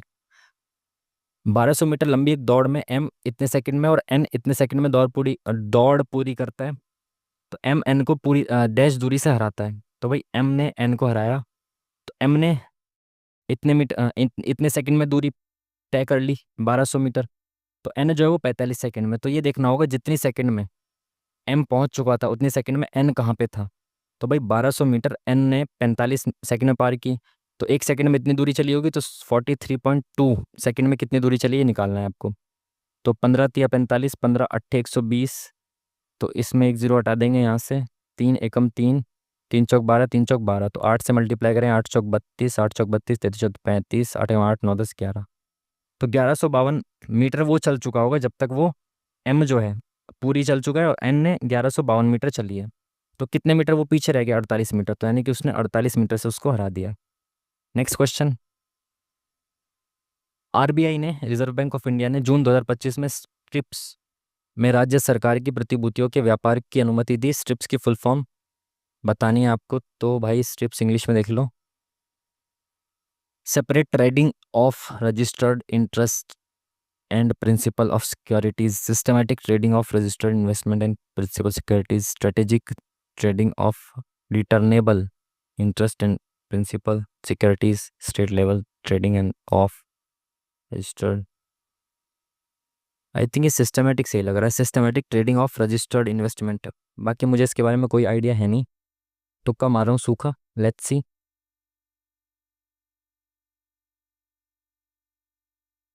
20 प्रथम 20 प्राकृत संख्याओं के वर्गों का औसत।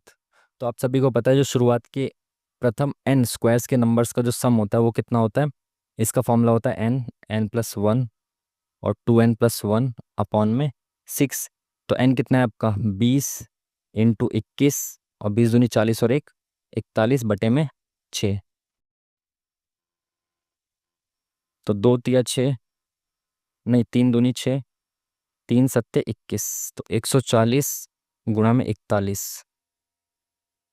तो भाई 14 से गुणा कर देते हैं इसको, 14 × 14 56 और 1 57, तो 2 से डिवाइड करेंगे इसको, तो 2 दूनी 4,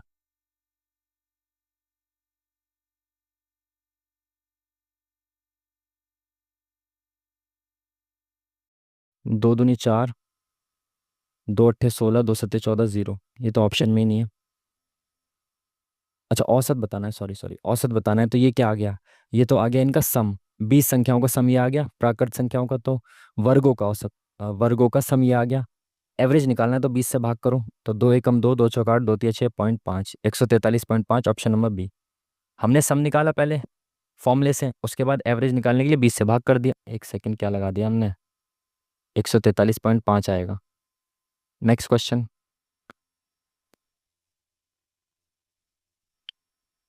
मुख्य कथन और सहायक कथन। आनंदित रहने के लिए यह व्यापक रूप से माना जाता है कि व्यक्ति को अपने जीवन में संतुष्ट होने की आवश्यकता है। तो सहायक कथन क्या हो सकता है? जीवन में संतुष्ट रहना, जीवन में संतुष्टि होना, संतुष्ट नहीं होना, जीवन में आनंदित रहना, जीवन में उदास होना। तो जीवन में संतुष्ट रहना और जीवन में आनंदित रहना, इन दो की बात की गई है ना इसमें, तो ए और सी, ए और सी तो है ही नहीं। आनंदित रहने के लिए व्यापक रूप से माना जाता है कि व्यक्ति को अपने जीवन में संतुष्ट होने की आवश्यकता है।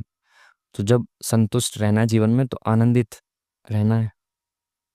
ए और सी होना चाहिए भाई इसमें, ये क्यों नहीं दे रखा? सहायक कथन, जीवन में संतुष्ट नहीं होना, जीवन में उदास रहना। अच्छा ये उल्टा भी तो हो सकता है, अगर जीवन में उदास रहोगे तो जीवन में संतुष्ट नहीं रहोगे। तो बी और डी भी हो सकता है, तो आई थिंक डी ऑप्शन के साथ हम जाएंगे। ऑप्शन नंबर डी हो सकता है ना। अगर जीवन में संतुष्ट रहना है तो आनंदित रहना है, आनंदित रहना है तो संतुष्ट रहना है, लेकिन अगर उदास रहेंगे तो संतुष्ट नहीं रहेंगे, तो ये भी हो सकता है। ऐसा लॉजिक हमने लगाया, बट लेट्स सी। शब्दकोश के अनुसार इसको परिवर्तित करना है, तो भाई ऑप्शन से जाओ, एक और दो में से पहले क्या आएगा? GA GR, तो पहले आएगा एक, तो ये ऑप्शन खत्म। फिर 4 और 5 में से पहले क्या आएगा? 4 और 5 में से GE आएगा पहले, तो 5 आएगा पहले, 4 खत्म। फिर 4, फिर 2 और 3 में से पहले क्या आएगा? GRSTU, तो 2 पहले आएगा, 3 खत्म, option number 1 is the correct answer. Next question. कथन दे रखा है और कार्यवाही दे रखी है। एक स्थानीय सड़क की दुकान से एक्सपायर्ड सामग्री से बने जंक फूड का सेवन करने के बाद बड़ी संख्या में लोग गंभीर रूप से बीमार हो गए, तो क्या कार्यवाही की जानी चाहिए? दुकान के मालिक को तुरंत गिरफ्तार किया जाना चाहिए और आपराधिक लापरवाही का मुकदमा चलाया जाना चाहिए। बिल्कुल सही है भाई, तुरंत गिरफ्तार करो। सरकार को एक्सपायर्ड सामग्रियों से बने खाद्य पदार्थ बेचने वाली सभी दुकानों को तुरंत बंद कर देना चाहिए। भाई ये एक्शन लिया जाना चाहिए, बट यहाँ तुरंत लिखा है, तुरंत बंद कर देना चाहिए, इमीडिएटली एकदम। तो मेरे हिसाब से तो ये सही, तुरंत शब्द एकदम मुझे लग रहा है थोड़ा सा, वरना तो ये सही होना चाहिए। तो मैं केवल एक के साथ जाऊंगा, ऑप्शन नंबर 1 के साथ। Next question. 2025 में घोषित ब्लिंकिट ने गुड़गांव में त्वरित आपातकालीन प्रतिक्रिया सुनिश्चित करने के लिए कौन सी अभूतपूर्व सेवा शुरू की है, जिसमें आवश्यक जीवन रक्षक उपकरणों और प्रशिक्षित पैरामेडिक्स से सुसज्जित एम्बुलेंस शामिल है? नो आइडिया, करंट अफेयर है, तीव्र देख लें एक बार ऑप्शंस। हेल्थ ऑन व्हील्स कार्यक्रम, 10 मिनट में एम्बुलेंस। वैसे ब्लिंकिट का जो सबसे ज़्यादा फेमस वो है ना, वो 10 मिनट में करके है ना, और एम्बुलेंस भी आएगी, तो मैं इसके साथ जाना चाहता हूँ, ऑप्शन नंबर डी के साथ। तो कम आ रहे हैं, लेट्स सी। तो भाई ये +1 बराबर क्या होगा, किसके बराबर होगा? तो 10 45 1 होता है, तो 1 - 1 0 हो जाएगा, 0 ला नहीं सकते हम, तो 10 45, तो 10 60 रख दो यहाँ पे, 60 अगर रखेंगे तो ये √3 हो जाएगा, माइनस √3 का स्क्वायर, 3 का स्क्वायर अपॉन में √3 -1 का स्क्वायर +1। तो इसका स्क्वायर क्या हो जाएगा? A² + B² -2AB, 3 × 6 √3 अपॉन में A² + B² -2AB +1। तो ये कितना हो जाएगा? 12 - 6 √3 अपॉन में ये कितना हो जाएगा? 4 - 2 √3। तो इसमें 6 कॉमन आ जाएगा बाहर, 2 - 1 √3, और इसमें 2 कॉमन आ जाएगा बाहर, तो 2 दूनी 4 -√3 +1। तो इससे तो ये खत्म, 2 तिया 6, 3 और 1 4, तो 4 आना चाहिए। तो 4 कहाँ पे आएगा ये देखना है आपको। किसका?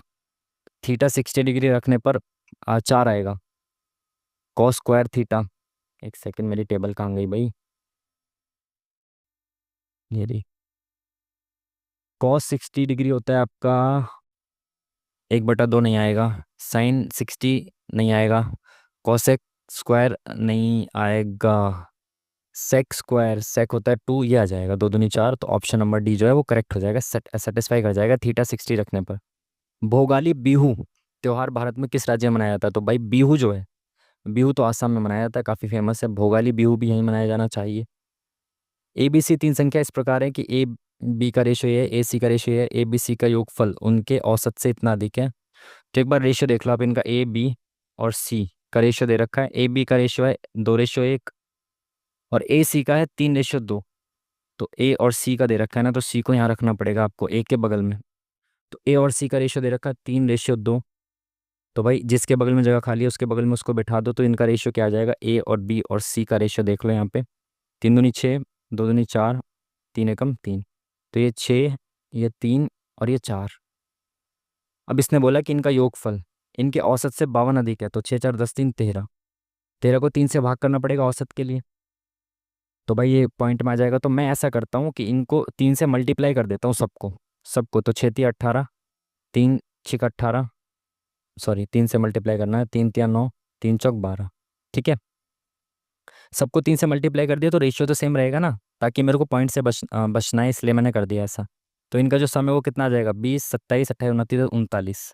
ठीक है, तो 39 सम है, तो एवरेज कितना आ जाएगा, 3 से भाग करूंगा तो एवरेज 13 आ गया। तो इसने ये बोला है कि जो इनका सम है ना, सम जो है इनका वो एवरेज से कितना ज़्यादा, 52 अधिक है। और यहाँ पे कितना अधिक है, 26 अधिक है। एवरेज से 26 अधिक है सम, बट एक्चुअल में तो 52 अधिक है। यानी एक्चुअल में जो वैल्यूज़ है वो मेरी मानी हुई वैल्यूज से 2 गुना ज़्यादा है। तो इसकी वैल्यू कितनी आ जाएगी, 18 दूनी 36, इसकी आ जाएगी 18 और इसकी आ जाएगी 24। पूछा क्या है, ये क्या लिखा है भाई, ए माइनस सी, इसको मिटा देते हैं यहाँ से, ए माइनस सी प्लस बी। तो ए कितना आ गया हमारा 36, माइनस सी आ गया 24, प्लस बी आ गया हमारा 18। तो कितना हो जाएगा ये, 12 बचा यहाँ, 20 30। तो option number 20 the correct answer. ठीक है, आसान सा सवाल। नेक्स्ट क्वेश्चन, कुछ अक्षर शब्द है, तो कुछ अक्षर शब्द है, कोई शब्द पद नहीं है। तो कोई भी शब्द जो है ये पद नहीं है, सभी पद कार्यकाल हैं, तो सारे पद जो हैं वो कार्यकाल हैं। कुछ कार्यकाल शब्द नहीं है, तो कुछ कार्यकाल शब्द नहीं है, कम से कम कुछ कार्यकाल तो शब्द नहीं होंगे जो पद नहीं है, तो ये तो सही होना चाहिए। कुछ अक्षर कार्यकाल हो सकते हैं, तो कुछ अक्षर कार्यकाल हो सकते हैं क्या, संभावना हो सकती है, बिल्कुल हो सकती है संभावना, और तो नहीं है, नहीं। तो मेरे हिसाब से तो दोनों सही होने चाहिए, तो option number 20 the correct answer. Next question, प्रवर मंजीरा और प्राणिता, ये दोनों भाई गोदावरी की सहायक नदियाँ, यही पूछा है। मंजीरा और प्राणिता ये तो मैंने अच्छे से याद किए हुए हैं, आपको भी याद करने चाहिए। Option number C is the correct answer. विषम को छांटना है तो हमेशा लास्ट वाले पेयर को चेक करना है आपको सबसे पहले। तो ST+1 MNO+2 UVW YZA, सब में +2 है लास्ट वाले पेयर में, पहले वाले में क्या है, सॉरी सब में +2 है लास्ट लास्ट पेयर में, लेकिन पहले ऑप्शन में क्या है, +1 है, तो ये ऑड वन आउट हो जाएगा। नेक्स्ट क्वेश्चन, सह अभाज्य संख्याओं का एक समूह, सह अभाज्य यानी को प्राइम कौन सी होती है, जिनमें कुछ भी कॉमन नहीं होता आपस में। तो 19 21 27, तो इनमें भाई 21 जो है वो 3 से कट जाएगा और 27 भी 3 से कट जाएगा, यानी कि 3 कॉमन है, तो ये नहीं हो सकते को प्राइम।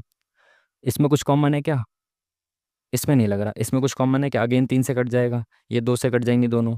तो ऐसी संख्या तीनों जो किसी एक नंबर से एक साथ ना कटे वो होती है को प्राइम। तो option number second is the correct answer, कुछ कॉमन नहीं होना चाहिए उसमें। कौन सा अनुच्छेद सर्वोच्च न्यायालय के सलाहकार क्षेत्र, बहुत फेमस है और रिसेंट में भी न्यूज़ में रहा था, तो 143 जो सलाहकारी क्षेत्र है वो 143 आर्टिकल में आता है। समूह से संबंधित नहीं है, तो एम एंड, एम और एंड, तो एम यहाँ पे एंड यहाँ पे है, यानी इनके बीच में है ये के और 5, तो के और 5 ये है इसमें। जे और एस, जे और एस भी है इसमें। ए और 6, ए और 6 भी है, तो किसी तरह से संबंधित है। एम और एंड के बीच में एक है, के और 5, के और 5 के बीच में एक एक है, जे और एस के बीच में दो हैं भाई, ए और 6 के बीच में भी एक है, तो यानी कि जे और एस के बीच में दो हैं, बाकी सबके बीच में एक है। फिल इन द ब्लैंक्स, तो भाई देखो सबसे नियर में कौन आ रहा है, डी के बाद यहाँ पे ई आ रहा है और यहाँ पे एफ, DEF, तो DEF बिल्कुल सही, तो यहाँ पे ई आना चाहिए पहले वाले में। और देखो ये तो ऑप्शन कितने आसान बना दिए, केवल एक ऑप्शन है जिसमें पहले ई है ना, और एक आधे से चेक कर लो आप। पी के बाद क्यू आना चाहिए, पी के बाद क्यू आ रहा है, क्यू आएगा यहाँ पे, ठीक है। तो भाई एक ही ऑप्शन था जो कि इसने आसान कर दिया बहुत ज़्यादा। यहाँ पे क्या आएगा भाई क्वेश्चन मार्क में, तो नंबर्स बहुत ज़्यादा बड़े बड़े हैं, तो मल्टीप्लाई का फैक्टर मुझे दिख रहा है काम करता हुआ, 3×5 = 15, 12×5 = 60। तो इससे इधर जाने में इंटू 5 से मल्टीप्लाई किया है, तो इसमें 8×4 = 32, 2×4 = 8, इंटू 4 हुआ है, इसमें इंटू 4, इसमें इंटू 5, तो इसमें इंटू 3 हुआ होगा, इसमें इंटू 2 हुआ होगा। तो 13×2 = 26, 26×3 = 78। तो पहले इंटू 5 यानी कि यहाँ पे 5 से डिवाइड किया, फिर 4 से डिवाइड किया, फिर 3 से, फिर 2 से, ऐसे चल रहा होगा। मैंने इंटू करके देख लिया, ठीक है। तो 26 आएगा, option number 20 the correct answer. Question mark पे क्या आएगा? ए से वाई, YZA, C।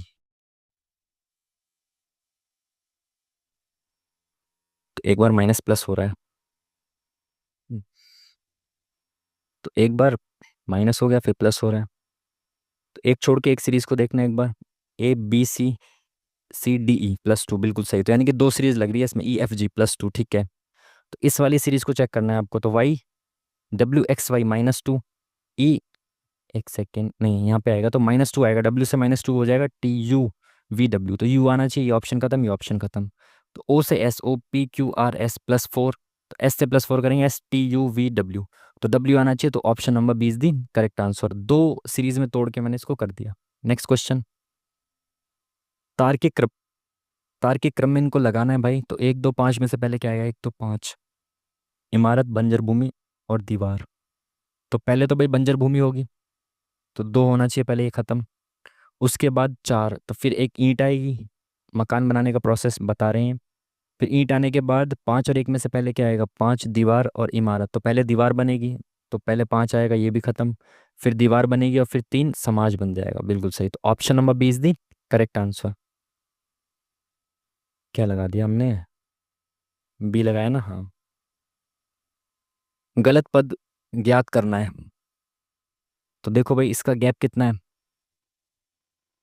72, ठीक है। इनका गैप कितना है? 80, 50,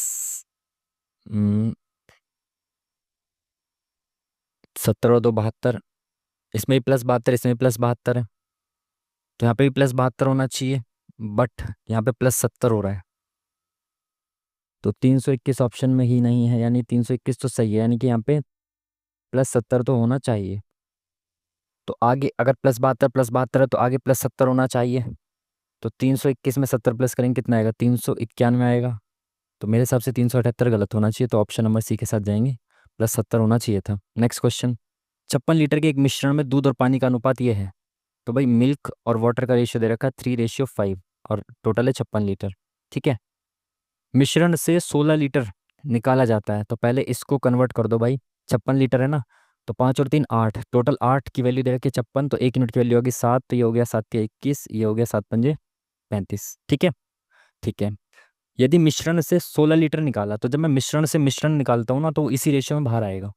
तो 3:5 में आएगा, 16 लीटर मिक्सचर बाहर। तो मैंने 16 लीटर निकाला है 3:5 में, तो एक एक यूनिट की वैल्यू 2 हो गई, तो ये 6 आ जाएगा, ये 10 आ जाएगा, ठीक है। तो मिल्क मैंने निकाल लिया 6 यूनिट, तो इसमें से 6 माइनस कर दो, तो 15 हो गया। और ये वाटर कितना निकाल लिया मैंने? 10 यूनिट, तो ये 25 बचा, निकाल लिया। उसके बाद 15 लीटर दूध के साथ प्रतिस्थापित, यानी कि अब इसमें दूध डाल दिया 15 लीटर, तो 15 लीटर दूध डाल दिया इसमें। और तो कुछ नहीं किया ना, अंतिम बताना है मिश्रण का। तो ये 30 हो गया, ये 25 हो गया, तो 5×5 = 25, 5×1 = 30, 6:5, ऑप्शन नंबर डी अंतिम मिश्रण पूछा है। नेक्स्ट क्वेश्चन, एक दुकानदार एक पंप बेचता है और पंप के अंकित मूल्य पर 60% की छूट देता है, लेकिन उसे 10% की हानि होती है। यदि पंप को अंकित मूल्य पर बेचा जाता तो लाभ प्रतिशत कितना होता? भाई मैं मान रहा हूँ कि जो मार्क प्राइस है ना वो 100 रुपये है, ठीक है। मैंने 60% की छूट दे दी, तो मैंने 40 रुपये में बेचा उसको, तो मेरे को 10% की हानि हुई। तो मैंने कहा ये 40 जो है वो कॉस्ट प्राइस का 90% है, तो 100% के लिए इंटू 100 किया, एक जीरो से एक जीरो खत्म, तो ये आ गया 400/9। तो अगर मार्क प्राइस इतना है तो कॉस्ट प्राइस इतना होगा। अब मुझे फ्रैक्शन में वैल्यूज नहीं चाहिए, तो मैं इसमें भी इंटू 9 कर दूंगा और इसमें भी इंटू 9 कर दूंगा, तो ये 9 से 9 खत्म, और ये हो गया 900। तो अगर 900 रुपये की चीज़ 400 रुपये में बेची जाती है, 900 रुपये की कोई चीज़ मार्क प्राइस है, तो 400 उसका कॉस्ट प्राइस है। बोल रहा है कि मार्क प्राइस पर बेचना है, तो 400 रुपये की चीज़ 900 में बेचूंगा, कितने का फायदा होगा? 500 रुपये का फायदा होगा 400 रुपये पे। इंटू 100 करोगे तो कितना आ जाएगा? 4 एकम 4, 4 दूनी 4, 5 20, 125% का जो है वो फायदा हो जाएगा। नेक्स्ट क्वेश्चन, ऊपरी प्रावार यानी कि मेंटल और निचले प्रवाह के बीच विच्छेदन को डैश के रूप में जाना जाता है। ऊपरी मेंटल और निचले मेंटल के बीच विच्छेदन को डैश के रूप में जाना जाता है। कॉनराड रेपेटी लेहमैन, ये लेहमैन से सुना हुआ लग रहा है ना, लेहमैन। तो आई थिंक ये होना चाहिए ऑप्शन नंबर सी। पता नहीं, क्योंकि सुना सुना सा लग रहा है, शायद ज्योग्राफी में था। निम्नलिखित में से किस जीव में प्रोकैरियोटिक कोशिका नहीं होती? ये अभी शायद किसी मॉक में आया था, टेक्स्ट बुक पे आया था शायद ये। प्रोकैरियोटिक कोशिका किस में नहीं होती? शैवाल में नहीं होती। Option number D is the correct answer. Next question. Highest common factor बताना है, तो ऑप्शन में से चेक करता हूँ डायरेक्ट, जब भी एलसीएम से पूछा जाता है तो हाईएस्ट कॉमन फैक्टर यानी कि सबसे बड़ी संख्या देखो ऑप्शन में कौन सी है, वो इन तीनों में आती है या नहीं आती है। इन तीनों को काट के देख लो, बड़ी संख्या से 25 से कटता है, 25 से कम 25 कटता है, 350 कट जाएगा, 25 से कम 25 चौका 100, ठीक है, 25 से कम 25, 25 अट्ठे 200, तो 25 ऐसी संख्या जो सभी को काट रही है, तो 25 हाईएस्ट कॉमन फैक्टर हो जाएगा। हाईएस्ट मतलब वो सबसे बड़ी से बड़ी संख्या जो तीनों को काटे, ठीक है। Next question. 1600 रुपये की धनराशि 2 वर्ष और 4 महीने में इतने रुपए साधारण ब्याज देती है? प्रति वार्षिक ब्याज दर बतानी है। 2 साल 4 महीने यानी कि 12 दूनी 24 प्लस 4 28 महीने में वो 252 रुपये का ब्याज देती है। तो 28 से भाग करूँ तो 1 महीने का ब्याज आ जाएगा। मुझे 12 महीने का ब्याज निकालना है, यानी 1 साल का ब्याज निकालना है। कितना है? सिंपल। तो 7 से कट रहा है, हाँ कट रहा है। 7 चौक 28, 7 तिया 21, 7 छिंग 42, 4 नीम 36, 12 नीमा 108। तो मुझे इतना पता चल गया कि जो 1 साल का ब्याज है वो कितना है, 108 रुपये। और राशि कितनी है? 1600 रुपये। और इन 200 करेंगे तो परसेंटेज आ जाएगी, तो 16। 4 से काट दो, 4 चौक 16, 4 दूनी 8, 4 सत्ते 28, तो ये 4 से काटेंगे, 4 छिंग 24, 4 सत्ते 28, 4 पंजे 20, तो 6.75%। ठीक है, इस तरह से आप इसको कर सकते थे। Next question. किस भारतीय कॉरपोरेट समूह ने हाल ही में जून 2025 में गुजरात के कच्छ में देश का पहला off grid 5 megawatt green hydrogen plant? No idea, आगे बढ़ते हैं। अच्छा, अडानी जी भी हैं इसमें, गुजरात भी है, अडानी जी भी है, गुजरात भी है, और तो भाई हम तुक्का मारेंगे इस पे। बाकी सब में तुक्का मारे, इसमें क्यों ना मारे जब अडानी जी हैं तो। Vitamin C vitamin D scurvy, तो कौन सा वेन डायग्राम इसको बताएगा? तो विटामिन सी और डी की, सी की कमी से या डी की कमी से स्कर्वी होता है, इसकी कमी से स्कर्वी होगा, और डी अलग होना चाहिए, तो मेरे हिसाब से सेकंड होना चाहिए। तो option number second is the correct answer. Next question. Thrissur Pooram उत्सव प्रत्येक वर्ष किस महीने, अच्छा महीना पूछ लिया। त्रिशूर पूरम, पूरम त्रिशूर पूरम, आई थिंक ये मई में मनाया था। ये सेम क्वेश्चन कई बार आया हुआ है, ये मैंने पढ़ा है काफ़ी डिटेल में, ये शायद मई में मनाया था। Next question. 18 पुरुष 20 महिलाएं एक काम को इतने दिनों में पूरा कर सकते हैं? 30 महिलाएं, तो वो सेम क्वेश्चन है भाई ये।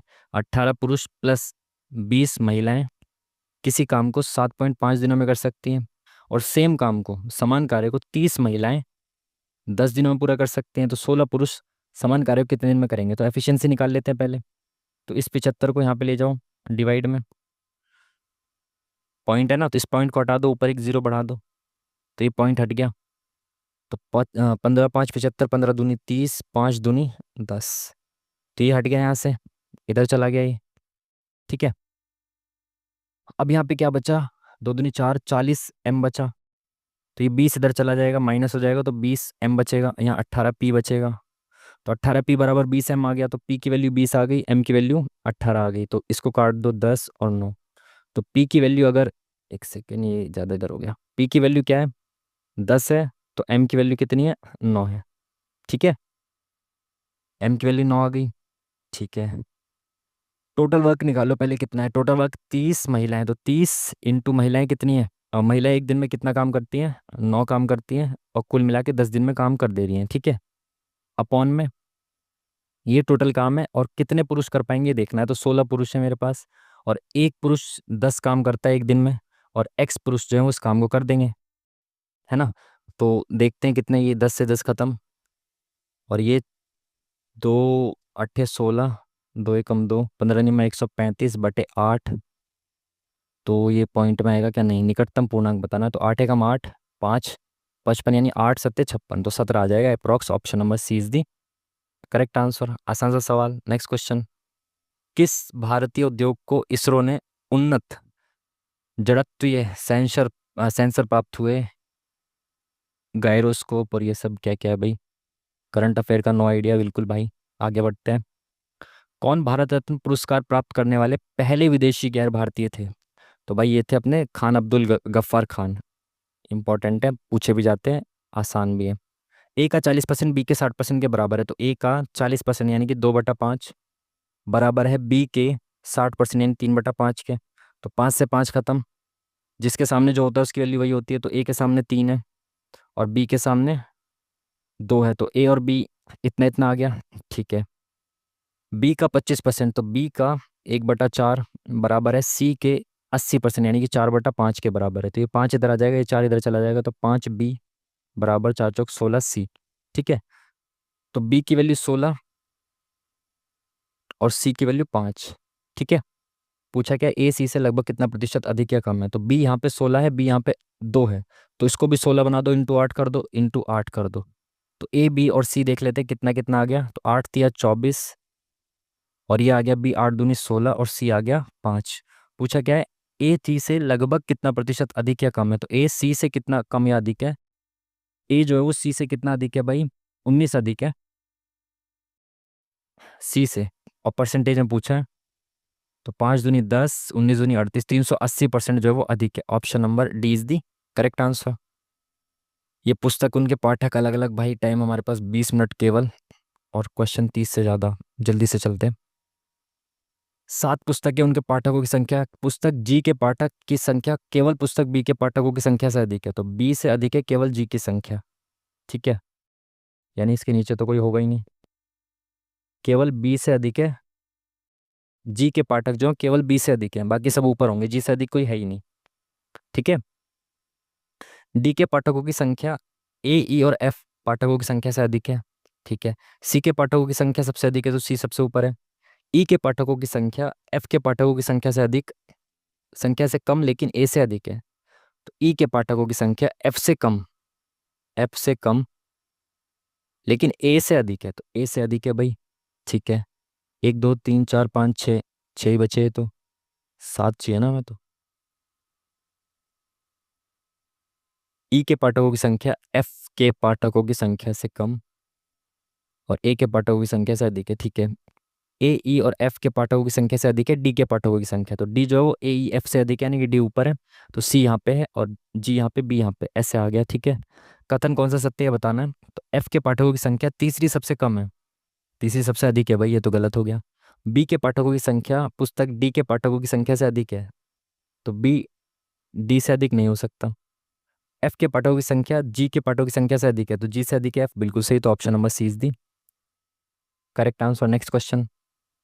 दिल्ली षड्यंत्र केस का नेतृत्व किसने किया था? दिल्ली षड्यंत्र केस जो था वो किसने नेतृत्व किया था? आई थिंक रास बिहारी बोस। ये पूछा गया पहले भी क्वेश्चन, और आपने उसमें पढ़ा होगा, मॉडर्न हिस्ट्री में पढ़ा होगा आपने। क्या रोहन सुनील से बड़ा है? रोहन और सुनील का बताना है आंसर, इसमें क्या हो सकता है? सुनील राहुल का मित्र है, तो सुनील जो है राहुल का मित्र है। राहुल की आयु 21 वर्ष है, राहुल की आयु 21 वर्ष है भाई। रोहन अजय का मित्र है और अजय राहुल का पुत्र है। राहुल का पुत्र कौन है? अजय। और अजय का मित्र कौन है? रोहन। रोहन अजय का मित्र है। पूछा क्या रोहन सुनील से बड़ा है क्या?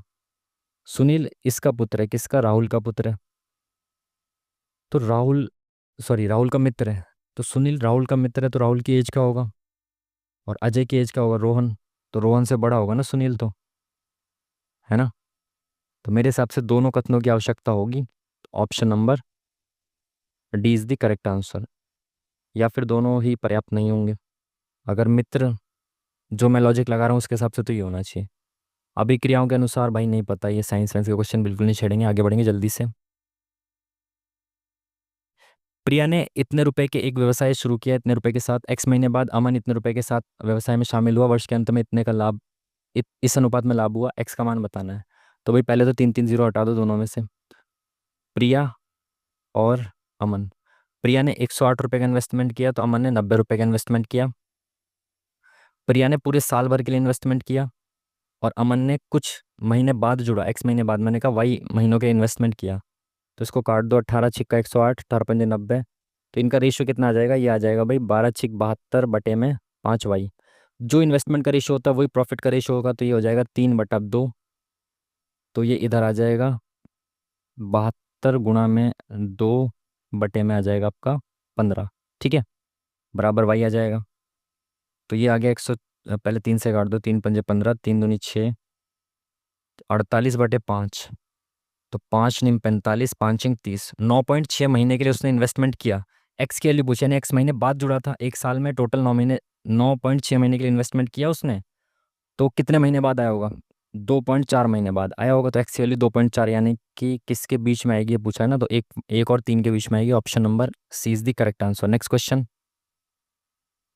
Office MS office clipboard में कॉपी करते समय कितने आइटम एक साथ रखने के लिए डिजाइन किया गया। MS ऑफिस में एक साथ 24 है, तो बहुत आसान सा सवाल कंप्यूटर का। क्वांटम कंप्यूटिंग चिप मेज राना एक का अनावरण किया है।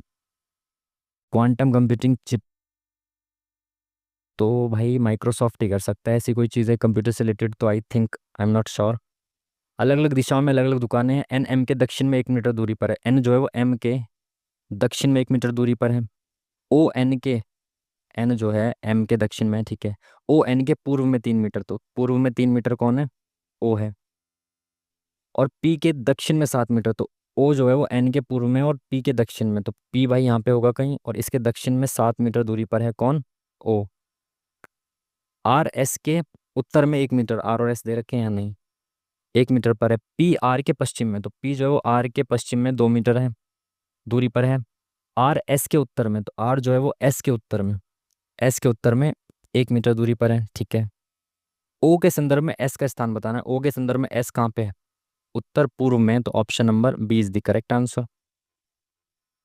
नेक्स्ट क्वेश्चन, सार्वजनिक प्रकृति के कर्तव्यों के संपादन को बाध्य करने के लिए कौन सी रिट जारी की जाती है। कर्तव्यों के बाधन संपादन के लिए, वो भी सार्वजनिक कर्तव्यों के लिए परमादेश जारी किया जाता है। ये तो रिट्स आपने पढ़ी होंगी ना, जो सार्वजनिक क्षेत्र के अधिकारियों को जारी की जाएगी। राजस्थान में स्थित टाइगर रिजर्व का एक उदाहरण है। राजस्थान में स्थित रामगढ़, कुंभलगढ़, मैसूरगढ़ और संजयगढ़। कुंभलगढ़ नाम ऐसा लग रहा है ना राजस्थान से रिलेटेड, इसके साथ जाते हैं। नेक्स्ट क्वेश्चन, परिपथ को कमजोर विद्युत धारा का पता लगाने के लिए उस किस उपकरण का उपयोग किया जाता है। परिपथ में कमजोर विद्युत धारा का पता लगाने के लिए voltmeter, galvanometer, I think galvanometer होता है ना शायद। ऑप्शन नंबर सी के साथ ही जाते हैं, वैसे भी गैल्वेनोमीटर होता है। कालिदास किस राजा के दरबार में प्रसिद्ध कवि थे। वो विक्रमादित्य के दरबार में थे। अकबर, हुमायूं तो हो ही नहीं सकता, चोल भी नहीं हो सकता। आसान सवाल ये वाला। एक व्यक्ति 8 वर्षों के लिए साधारण ब्याज की 15% रेट पर 3,000 रुपये का निवेश करता है। प्राप्त ब्याज को 2 वर्षों के लिए चक्रवृद्धि ब्याज की 20% ब्याज दर पर निवेश करता है। चक्रवृद्धि ब्याज बताना है कितना होगा। तो भाई पहले सिंपल इंटरेस्ट पे वो 15% ब्याज पर 3,000 रुपये का इन्वेस्ट कर रहा है 8 साल के लिए। तो एक साल में 15%, तो 8 साल में 120% मिलेगा किसका, 3,000 का। तो ये कितना हो जाएगा, ये 2 जीरो से 2 जीरो खत्म, 12×3 = 36, 360, सॉरी 3,000 रुपये लिखा है ना ये, एक सेकेंड, 3600 हो जाएगा, ठीक है। 2 जीरो से 2 जीरो खत्म, 12×3 = 36, 2 और 1, 2 जीरो आ जाएंगे, ठीक है। कितने जीरो आ जाएंगे भाई, 120% है ना ये, तो 2 जीरो से ये 2 जीरो खत्म, 1 जीरो यहाँ बची, 1 जीरो, 12×3 = 3600 आ गया, ठीक है। अब इसको ब्याज को इसने 2 वर्ष के लिए चक्रवृद्धि ब्याज पर 20% के रेट से इन्वेस्टमेंट कर दिया। तो भाई आपको बताना है चक्रवृद्धि ब्याज कितना होगा। तो भाई 20% मतलब होता है 1/5, तो कोई राशि 5 से 6, 5 से 6, 2 सालों में कितनी हो जाएगी, 25 से 36 हो जाएगी। तो राशि अगर 25 हो तो 36 हो जाएगी, यानी ब्याज कितना मिल जाएगा, 11 रुपये का। तो 25 यूनिट की वैल्यू 3600 है, तो 1 यूनिट की वैल्यू 3600 अपन 25, तो 11 यूनिट की वैल्यू निकालनी है आपको। तो इसको काटो, 25 से कम 25, 11 बचा, तो 25 चौका 100, 25 चौका 100, 11 चौका 44, 44 और 4 48, 11 और 4 15। Option number B is the correct answer. Next question, किस पंचवर्षीय योजना में ने राष्ट्रीय राजमार्ग व्यवस्था की शुरुआत की। राष्ट्रीय राजमार्ग व्यवस्था आए थे आपके बीच में शायद पांचवी या छठी। छठा तो पहले ऑप्शन में दे रखा है, तो सी के साथ जाते हैं भाई, पहला तो करेक्ट नहीं होगा आई थिंक। Next question. कौन सी अनुसूची राज्यों और केंद्र शासित प्रदेशों को राज्यसभा में सीटों के आवंटन, तो राज्यसभा में सीट कौन सी उसमें आती है? Option number fourth. चौथी अनुसूची में क्या है राज्यसभा में सीटों का आवंटन? ये तो आपको पता ही होगा, आसान सा था। ये क्या लिखा है भाई? कोड है, ये लिखा है टी यू से उसी प्रकार संबंधित है जिस प्रकार ए डैश से संबंधित है। टी यू से किस प्रकार संबंधित है भाई? टी और यू। आठ का मतलब क्या? एक्स वाई का पति है, तो एक्स जो पति है वाई का, तो ये पति पत्नी है। तो भाई ए का संबंध पति पत्नी वाला किसके साथ होगा? टी के साथ। अगर ए और आसपास देख लेते हैं ना पहले, ए के साथ यहाँ पे कौन है? सी है। तो ए और सी, एक्स वाई का पुत्र है, तो सी जो है ये इसका पुत्र है, इसका पुत्र है सी। और सी और बी का क्या कनेक्शन है? एक्स वाई की माता है। एक्स एक वाई का मतलब है एक्स वाई की माता, यानी कि बी जो है ये माता है किसकी? सी की, यानी कि ए और बी पति पत्नी है। तो B option number D is the correct answer. आसान सा सवाल। Next question. इन दोनों में कोई एक सेम लॉजिक है, उसको कैच करना है और वही सेम लॉजिक यहाँ पे देखना है। तो 12 और 15, 12 और 15 कितना हो जाएगा? 27 का मल्टीपल है क्या ये? 9 से नहीं कट रहा, तो 27 से कैसे कट जाएगा? 16 धाम 160 और 5, ये 5 ज़्यादा है, तो 15 दूनी 30, 15 एकम 15 और 3 18, ये भी 5 ज़्यादा है। बहुत सही, बेहतरीन। जब समय कम हो तो ऐसी लॉजिक मिल जाने चाहिए। इंटू करके +5 कर रखा है, तो 9 × 27 275 आना चाहिए, नहीं +5 है ना? हाँ। ये कितना आएगा? 13 एकम 13, 26 और 1 27, 273, 5 78, option number 20 the correct answer. Into करके +5 कर रखा है। 1846 की अमृतसर संधि के तहत कश्मीर का नियंत्रण किसको सौंप दिया गया था? वहां के कोई राजा वाजा थे ना शायद। नहीं, अंग्रेजों में से तो किसी में नहीं था, ये तो नहीं होने चाहिए। देवी तो रानी भी नहीं थी, आई थिंक वहाँ का कोई राजा था, वो गुलाब सिंह था या कौन था, आई एम नॉट श्योर, मुझे पता नहीं है, बट हाँ वहाँ का राजा था कोई। 12 लैपटॉप का क्रय मूल्य 16 लैपटॉप के विक्रय मूल्य के बराबर है। अरे यार, 12 का क्रय मूल्य बराबर है 16 के विक्रय मूल्य के, तो हानि प्रतिशत बताना है। तो भाई 4 × 4 = 16, 4 × 3 = 12, तो सीपी क्या है 4, एसपी क्या है 3। तो कोई चीज़ 4 रुपए की है, 3 रुपए में बेच रहा हूँ, तो 1 रुपए का लॉस हो रहा है, तो 1/4 का वैल्यू कितनी होती है? 25%, तो 25% का लॉस हो रहा है। Next question. 4/9 को 1/3 में बदलने के लिए कौन सी शर्त सत्य है? हर में 3 जोड़ दें, तो भाई 4/9 है, अगर हर में 3 जोड़ देता हूँ तो 4/12 हो जाएगा, तो 1/3 हो जाएगा, बिल्कुल सही है ये शर्त। अंश में 1 घटाइए, तो अंश में 1 घटा दूँ तो 3/9 हो जाएगा, फिर ये 1/3 हो जाएगा, बिल्कुल ये भी शर्त सही है। अंश में 2 जोड़ दो, 4 और 2 6, और इसमें 9 जोड़ दो, 9 9 18, 6 3 18, बिल्कुल तीनों शर्तें सही है, तीनों शर्तें सही हैं, option number 20 the correct answer. Next question. पूर्ण वर्ग बनाने के लिए इसको 16 से विभाजित करने पर प्राप्त होने वाली परिणामी संख्या से कौन सी न्यूनतम संख्या घटाई जा सकती है? इसको 16 से विभाजित करने पर प्राप्त होने वाली परिणामी संख्या से, तो 16 से विभाजित कर दो पहले। 16 × 16, 16 2 बचा, 16 × 16 10 बचा, 96, 16 × 4 = 64, तो इसमें से कौन सी संख्या घटाई जाएगी पूर्ण वर्ग बन जाए? तो ये किसके आसपास है देखो, 1235 के आसपास, 1225 के आसपास क्या होता है? 35 का स्क्वायर होता है, तो 33 का स्क्वायर हो सकता है, 3 × 3 = 9, 34, 4 × 4 = 16, 32, 2 दूनी 4, तो 32 का हो सकता है, 4 3 दूनी 6, 3 दूनी 6, 3 3 9, 4 6 6 12, 9 1 10।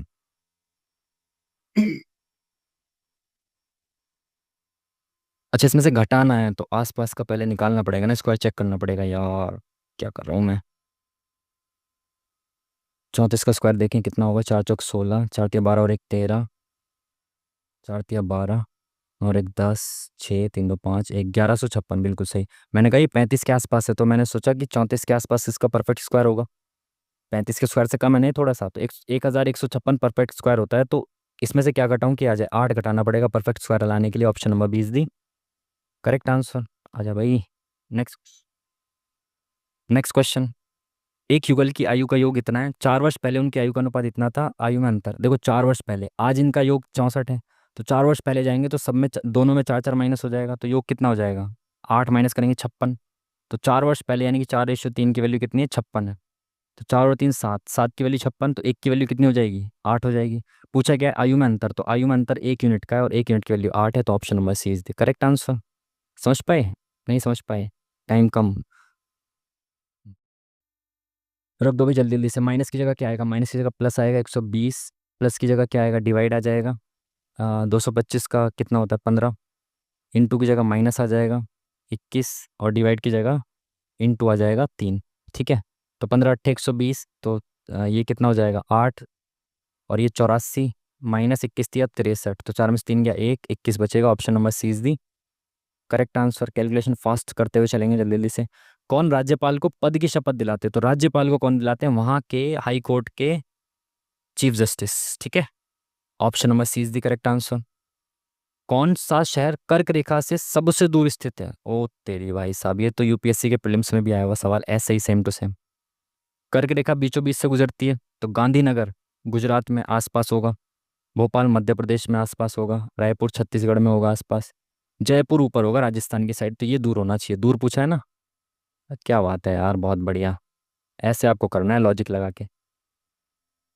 पी इंटू और ये सब है, तो भाई इसकी सॉल्यूशन देखें, 64। डब्ल्यू का मतलब है डिवाइड 4, पी का मतलब क्या है भाई, पी का मतलब इंटू 8, टी का मतलब क्या है माइनस, टी माइनस को दर्शाता है, टी का मतलब -6, आर का मतलब क्या है, आर का मतलब है +4, तो 4 × 4 और 4×6 = 24, 16 × 8 = 128, और ये -2, तो 126, ऑप्शन नंबर सी। बहुत सही, जल्दी जल्दी से कैलकुलेशन करो, आगे बढ़ो, 6 मिनट हमारे पास। इसको ये लिखा जाता है तो इसको क्या लिखा जाएगा, तो एम से एफ तो नहीं जा सकते, फर्स्ट से फर्स्ट का कनेक्शन नहीं है, तो फर्स्ट से लास्ट देखो, M+1, MNOPRSTU, तो लास्ट में +1 हो रहा है, तो P से Q, R, यार R से S, E से F, तो ये भी आ रहा है, VWIJOP, तो PJWFSQ, तो PJWFSQ। ठीक है, STUVOP, ये सही है। ठीक है, option number D is the correct answer. Next question, किस वर्ष NRLM का नाम बदलकर DAY, ये सब दीनदयाल अंत्योदय अंत्योदय योजना ग्रामीण, ये सब क्या है भाई, करंट अफेयर का क्वेश्चन है, no idea. Next question, 1 centimetre मोटे पाइप की बाह्य परिधि इतनी है, 7 सेंटीमीटर लंबा पाइप कितनी मात्रा में पानी धारिता कर सकता है। बाह्य परिधि यानी कि भाई कोई पाइप ऐसे होगा, तो अंदर वाली हमें रेडियस पता लगानी है, क्योंकि अंदर ही तो पानी भरा जाएगा, तो उसकी बाह्य परिधि कितनी है, 44, तो 2πr, 2πr बराबर है आपका 44, तो ये 7 ऊपर आ जाएगा, ये 44 नीचे आ जाएगा 7, तो बाहर की रेडियस कितनी है भाई, 7 है, और मोटाई 1 सेंटीमीटर यानी कि अंदर की रेडियस 6 होगी, पानी तो अंदर भरना है ना, तो पानी की धारिता, और क्या ये पाइप है, 7 सेंटीमीटर लंबा है, तो यानी कि ऐसा पाइप होगा, बेलनाकार होगा, तो इसका आयतन कितना हो जाएगा, πr² इंटू में h कितना है, 7 मीटर लंबा है, तो ये खत्म, 6×6 = 36, 6×2 = 12, तो भाई इंटू तो करना ही पड़ेगा, तो 6×2 = 12, 6 और 1 7, इंटू में 36×2 = 72, 2 7 2 9 7, 7 9 2, option number D is the correct answer. ये क्या लिख रखा है भाई, option number D is the correct answer. Next question, इसका मान बताना है, 30% यानी कि 3/10 ऑफ 13 ऑफ 40% यानी कि 2/5 ऑफ 25% यानी 1/4 ऑफ 1400, तो 5 × 20, 2 × 7 = 14, 70 बचा यहाँ, अपॉन में 35% ऑफ 1820, ये 0 से ये 0 खत्म, 5×2 = 10, 5×7 = 35, 2×9 = 18, 2×1 = 2, 7/91 बचा, इसको मिटा दो, 7 × 91 बचा यहाँ पे, 1 0 से 1 0 खत्म, ये 7 से ये 7 खत्म, 13 × 13, 13×7 = 91, तो 3×6/7 बचा, ऑप्शन नंबर बी। लो भाई, नेक्स्ट क्वेश्चन, अरे यार सिंप्लीफिकेशन के दे रखे हैं सारे, तो 18×6 × 24, तो 6×4 = 24, 6×4 = 24, 2×4 = 13, 14, तो 18×8 = 144, 1/2 आ गया, माइनस -6/4, गुणा में कितना आएगा, -2, इंटू 4, तो ये देख लो पहले 1/2 माइनस 4 से 4 गया -12 यानी कि +12 हो जाएगा। ठीक है, +9/18 यानी कि 1/2 आ गया, तो 12 1/13, ऑप्शन नंबर 1। क्या बात है, बहुत जल्दी सही। Next question. x+y+z बराबर 1 है, XY ये सब इतना दे रखा है, ये क्या है भाई? अभी पीछे भी ये बनाया हुआ था साइन, ये शायद क्यूब दे रखा होगा, क्योंकि ये दे रखे हैं तो भाई क्यूब ही होगा ये। और आपको इसका फॉर्मूला पता होना चाहिए। x³ + y³ + z³, ये हमें दे रखा है 178 -3xy z, तो xyz निकालना है तो मैं इसको a मान लेता हूँ, तो 3a बराबर xyz, तो x+y+z कितना है 1 इंटू 1 का क्यूब माइनस 3 इंटू XYZ कितना है 31, तो ये कितना हो जाएगा 393 प्लस का 194, ये इधर आ जाएगा 94, इसमें से माइनस करूँगा कितना हो जाएगा 1, और सॉरी 8 में से 4 गया 4, 9 8 17, 3 से डिवाइड करूँगा 3 दूनी 6, 3 8 24, तो ए की वैल्यू यानी XYZ की वैल्यू आ जाएगी 28, ऑप्शन नंबर डी। फॉर्मूला भी नहीं बता पाऊंगा क्योंकि टाइम बहुत कम। Next question. अलग अलग रंग के मार्बल 30 मार्बल हैं, 5 नीले रंग के मार्बल, 8 लाल रंग के मार्बल और शेष हरे रंग के मार्बल हैं। एक मार्बल यादृच्छिक रूप से निकाला जाता है, नीले रंग का मार्बल को निकालने के प्रतिकूल संयोगानुपात कितना है? क्या पूछ रहा है यार ये? ऑड अगेंस्ट ड्राइंग ब्लू, यानी कि ब्लू को निकालने के बाद, तो ब्लू कितने 5, तो 5 निकालते हैं, टोटल कितने 30, तो यहाँ बचेंगे 25, तो ये कितना हो जाएगा 5:1, option number C is the correct answer. Next question. Time गया भाई, बहुत कम बचा टाइम। कौन सा इस समूह से संबंधित नहीं है? छिपकली, मगरमच्छ, सांप, मेंढक, ये सब रेंगने वाले हैं, मेंढक उछल कूद करता है, तो ऑप्शन नंबर डी। दाएं से बाएं बढ़ते क्रम में व्यवस्थित कीजिए, मूल संख्या की तुलना में कितने अपरिवर्तित है? दाएं से बाएं, सॉरी बाएं से दाएं, यहाँ से, तो इसमें देखो 1 2 3 4 5 6 7 8 9, है ना? 9 संख्याएं सारी दे रखी हैं, 1 2 3 4 5 6 7 8 9, तो 9 है पहले, नहीं, दूसरे पे 7 नहीं, तीसरे पे 4 नहीं, चौथे पे 6 नहीं, पांचवे पे 1 2 3 4, पांचवे पे 5 बिल्कुल, पांचवे 5 है, छठे पे 1 नहीं, सातवें पे 3 नहीं, आठवें पे नहीं, तो एक ही दिख रहा है इसमें, तो बस केवल केवल एक is the correct answer. Next. Time भी करेक्ट। भाई काफ़ी लेंदी था, और आज का मॉक भाई बहुत ज़्यादा खतरनाक लगा मेरे को, तो स्कोर भी काफ़ी कम, और 12 हमारे गलत हुए हैं क्वेश्चंस। ले, बहुत ही ज़्यादा, क्या बोले भाई, इसको कुछ नहीं कह सकते। काफ़ी अच्छे लेवल का मॉक था भाई आज, पसीने छूट गए। शायद मैं इसको इंडिविजुअली आराम से बैठ के खुद से भी लगाता तब भी टाइम कम उतना ना पड़ता, लेकिन हाँ हो जाता, उतना ही टाइम हो जाता जितना टाइम ये था। काफ़ी बेहतरीन लेवल था भाई मॉक टेस्ट का। ओ माय गॉड भाई, अभी तक जो इसमें स्कोर किया है किसी बच्चे का 95.33 है टॉप स्कोर, और हमारा है 94, तो 1.33 मार्क्स कम रह गए हैं जस्ट। ठीक है, बट यार सच में बहुत ज़्यादा अच्छे लेवल का मॉक टेस्ट था इसका आज का। तो भाई इसमें ये देख लो आप, ये हमारा क्या है, क्लासिफिकेशन दे रखा है इसका, कि हमने 110 अटेम्प्ट किए, 98 करेक्ट, और 12 क्वेश्चन हमारे गलत हुए हैं, बहुत ज़्यादा क्वेश्चन गलत हुए, और 94 हमारा स्कोर है। स्कोर तो अच्छा है मेरे हिसाब से, जैसा रेलवे का पैटर्न चल रहा है ना, जो लेवल आ रहा है क्वेश्चंस का अच्छा खासा, और इवन जो आप 2019-22 के जो CBT 2 के आप एग्ज़ाम पेपर्स देखोगे ना, उसमें भी काफ़ी अच्छा लेवल दे रखा है, और कट ऑफ भी आपने देखी होगी काफ़ी कम कम भी गई थी, है ना, 85 90 में भी सिलेक्शन हुए थे अच्छी खासी पोस्ट पे, है ना? तो यानी 90+ आज के सिनेरियो में अगर आपका स्कोर चल रहा है ना, स्कोर अगर मतलब एकदम एग्जाम में भी अगर ये आ गया ना, तो मेरे हिसाब से तो बहुत ज़्यादा सेफ है। बट फिर भी यार मॉक का लेवल बहुत बेहतरीन था। अगर हम इसको देखें सब्जेक्ट वाइज क्लासिफिकेशन, तो सबसे ज़्यादा आज हमारे GK GS में गलत हुए हैं। Again general intelligence, oh my God, reasoning में भाई हमारे 3 गलत हो चुके हैं और 33 अटेम्प्ट किए हैं। मैथ्स में हमने 35 अटेम्प्ट किए हैं और 35 के 35 सही हैं, बहुत अच्छी बात है।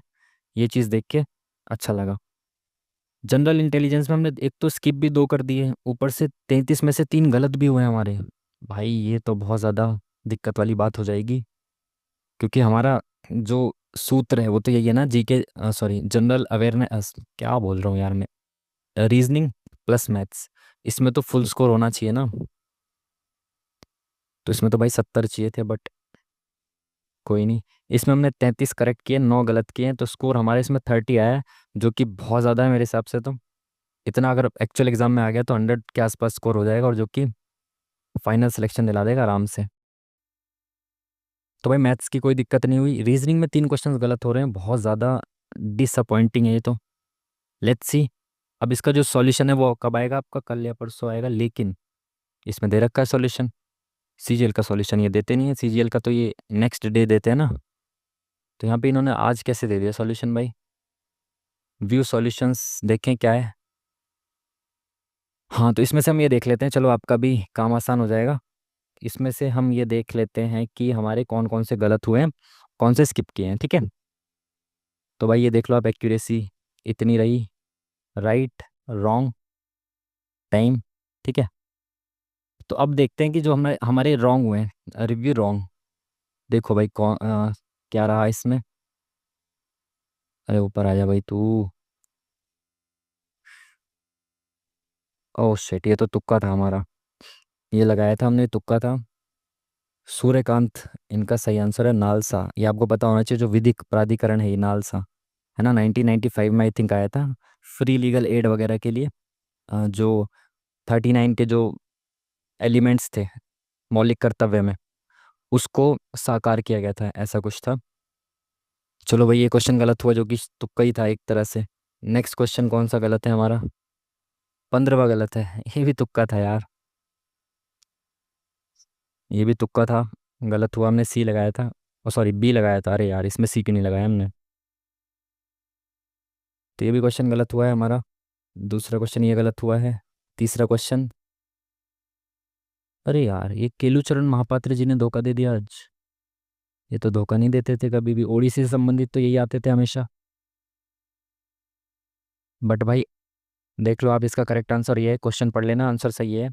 टाइम बहुत ज़्यादा हो चुका है, इसलिए जल्दी जल्दी से देखेंगे कौन कौन से हमारे गलत हुए हैं। यार ये भी तुक्का ही था हमारा, ये भी गलत हुआ। तुक्के यार सही जब जाते हैं तो सही जाते हैं, नहीं तो फिर गलत ही जाते हैं। ओह, रीजनिंग का ये क्वेश्चन हमारा गलत हुआ, ये कैसे गलत हो सकता है भाई।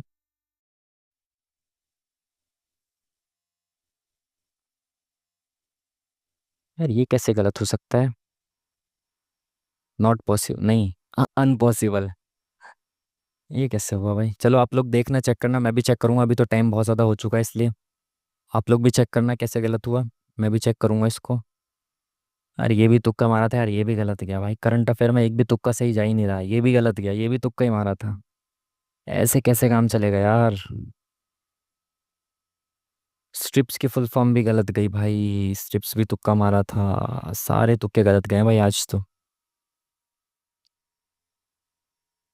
ओह शिट यार, इसका मैं सोच रहा था कि दोनों होना चाहिए, बट मुझे लगा कि तुरंत शब्द जो है वो गलत हो सकता है, इसलिए मैं दोनों के साथ नहीं गया, वरना तो दोनों के साथ जाता। बट क्या कर सकते हैं, कोई नहीं, ये भी सवाल सही हो सकता था, बट ये गलत हो गया। तो इसको हम हटा देते हैं गलत की कैटेगरी से। आई थिंक 2 क्वेश्चंस थे हमारे गलत, एक तो अभी पिछला जो हमने देखा रीजनिंग का वो था, और एक ये 2 गलत हुए हमारे रीजनिंग में, ठीक है। जिसमें ये तो करा जा सकता था, बट पिछला वाला क्यों गलत हुआ। और देखते हैं नेक्स्ट, जल्दी जल्दी से कौन सा सवाल गलत है हमारा, देख लो इसका सही आंसर देख लो आप। अरे यार ये भी तो रीजनिंग का, ये क्यों गलत हुआ। 3 गलत हुए ना हमारे, हाँ रीजनिंग में ये भी गलत हो गया। थर्ड ये वाला होना चाहिए इसका। ओहो। ये हो सकता है। नेक्स्ट क्वेश्चन देखो गलत कौन सा है। ओहो, ये भी तुक्का मारा था यार, क्या बोलूं, बस जिस दिन तुक्के चलते हैं तो ठीक चलते हैं, जिस दिन नहीं चलते तो एक भी नहीं चलता। इसमें हमने नाम देखा था, कुंभलगढ़ राजस्थान टाइप का लग रहा है, बट रामगढ़ भी राजस्थान टाइप का ही है। Let's see next question. वापस आ गए हम, सारे क्वेश्चंस देख लो आप जो जो गलत हुए हमारे।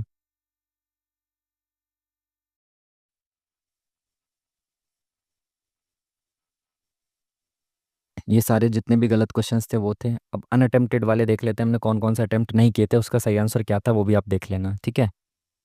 सी लगाते हैं, सी है क्या? नहीं। अरे भाई, डी है इसका करेक्ट आंसर, ठीक है। देख लो इस सवाल का नेक्स्ट क्वेश्चन कौन सा था हमारा, अनअटेम्प्टेड। क्वेश्चन नंबर 23 सी। अरे भाई, किसी का भी सी नहीं है क्या? नहीं। क्वेश्चन नंबर 24 सी। अरे भाई, option number 20 the correct answer. 32 सी। अरे भाई, आज डी ज़्यादा है क्या? नेक्स्ट क्वेश्चन 40 हमने स्किप।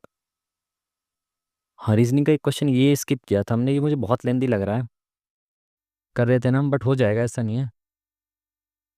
हम्म।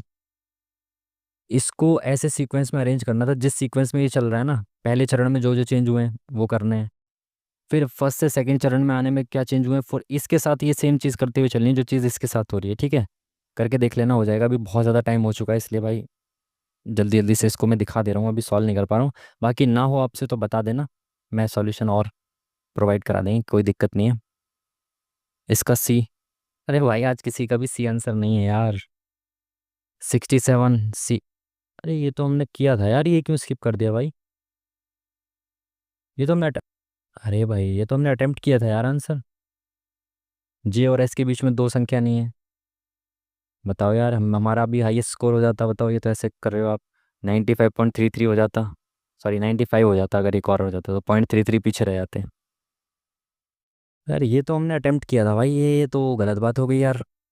ये तो हमने अटेम्प्ट किया था। 83 सी। अरे भाई, सी आज किसी का आंसर है ही नहीं। 89 सी। हाँ, एक का सी निकला है बस, ठीक है। Next question 113। इसका भी सी नहीं है, इसका भी सेकेंड आंसर, ठीक है। तो मैंने आपको दिखा दिया, जो हमने स्किप किए थे उसके आंसर्स दिखा दिया मैंने आपको, जो हमारे गलत हुए उसके सही आंसर्स दिखा दिए। अभी टाइम क्योंकि बहुत ज़्यादा हो चुका है इसलिए डिस्कस नहीं किया मैंने, जो भी क्वेश्चंस गलत थे उसके सही आंसर कैसे क्या। क्योंकि मैथ्स के तो सारे सही है, रीजनिंग के दो क्वेश्चन, एक का लॉजिक तो समझ में आ गया क्यों गलत था, एक का, दो का नहीं समझ में आया, तो आप देख लेना।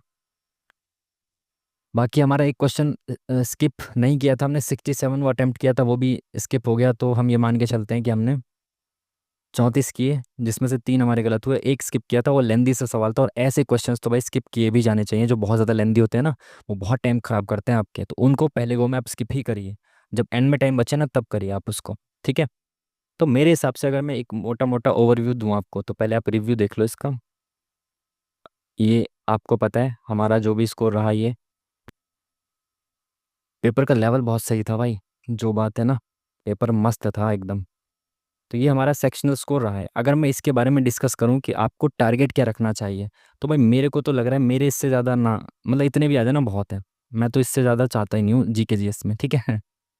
बाकी देखो क्या है ना, रीजनिंग और मैथ्स, अब यहाँ पे फुल और फुल आउट ऑफ फुल सोच के तो चलना है भाई, देखो है ना। ऐसा नहीं है कि मतलब सोचे ही ना आप अगर, बट ये पेपर का लेवल मेंस का CBT 2 का अच्छा खासा आता है, मैंने देखा है 2022 के पेपर्स को भी देखा है, अच्छा लेवल है, बहुत अच्छा लेवल है, ठीक है।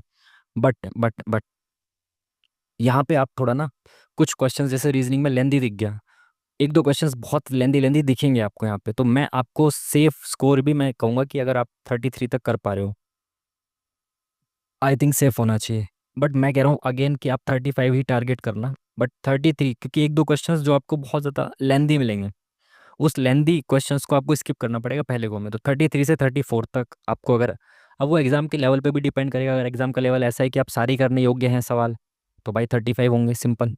मैथ्स में आप एक क्वेश्चन ऐसा, एक आधा क्वेश्चन जो सिली मिस्टेक या फिर ऐसा कोई फॉर्मूला जो आपको याद नहीं है, तो 34 मान सकते हो आप। इन दोनों में कुल मिला के तीन क्वेश्चन का आप एरर लेके चल सकते हो, इससे ज़्यादा मत लेना।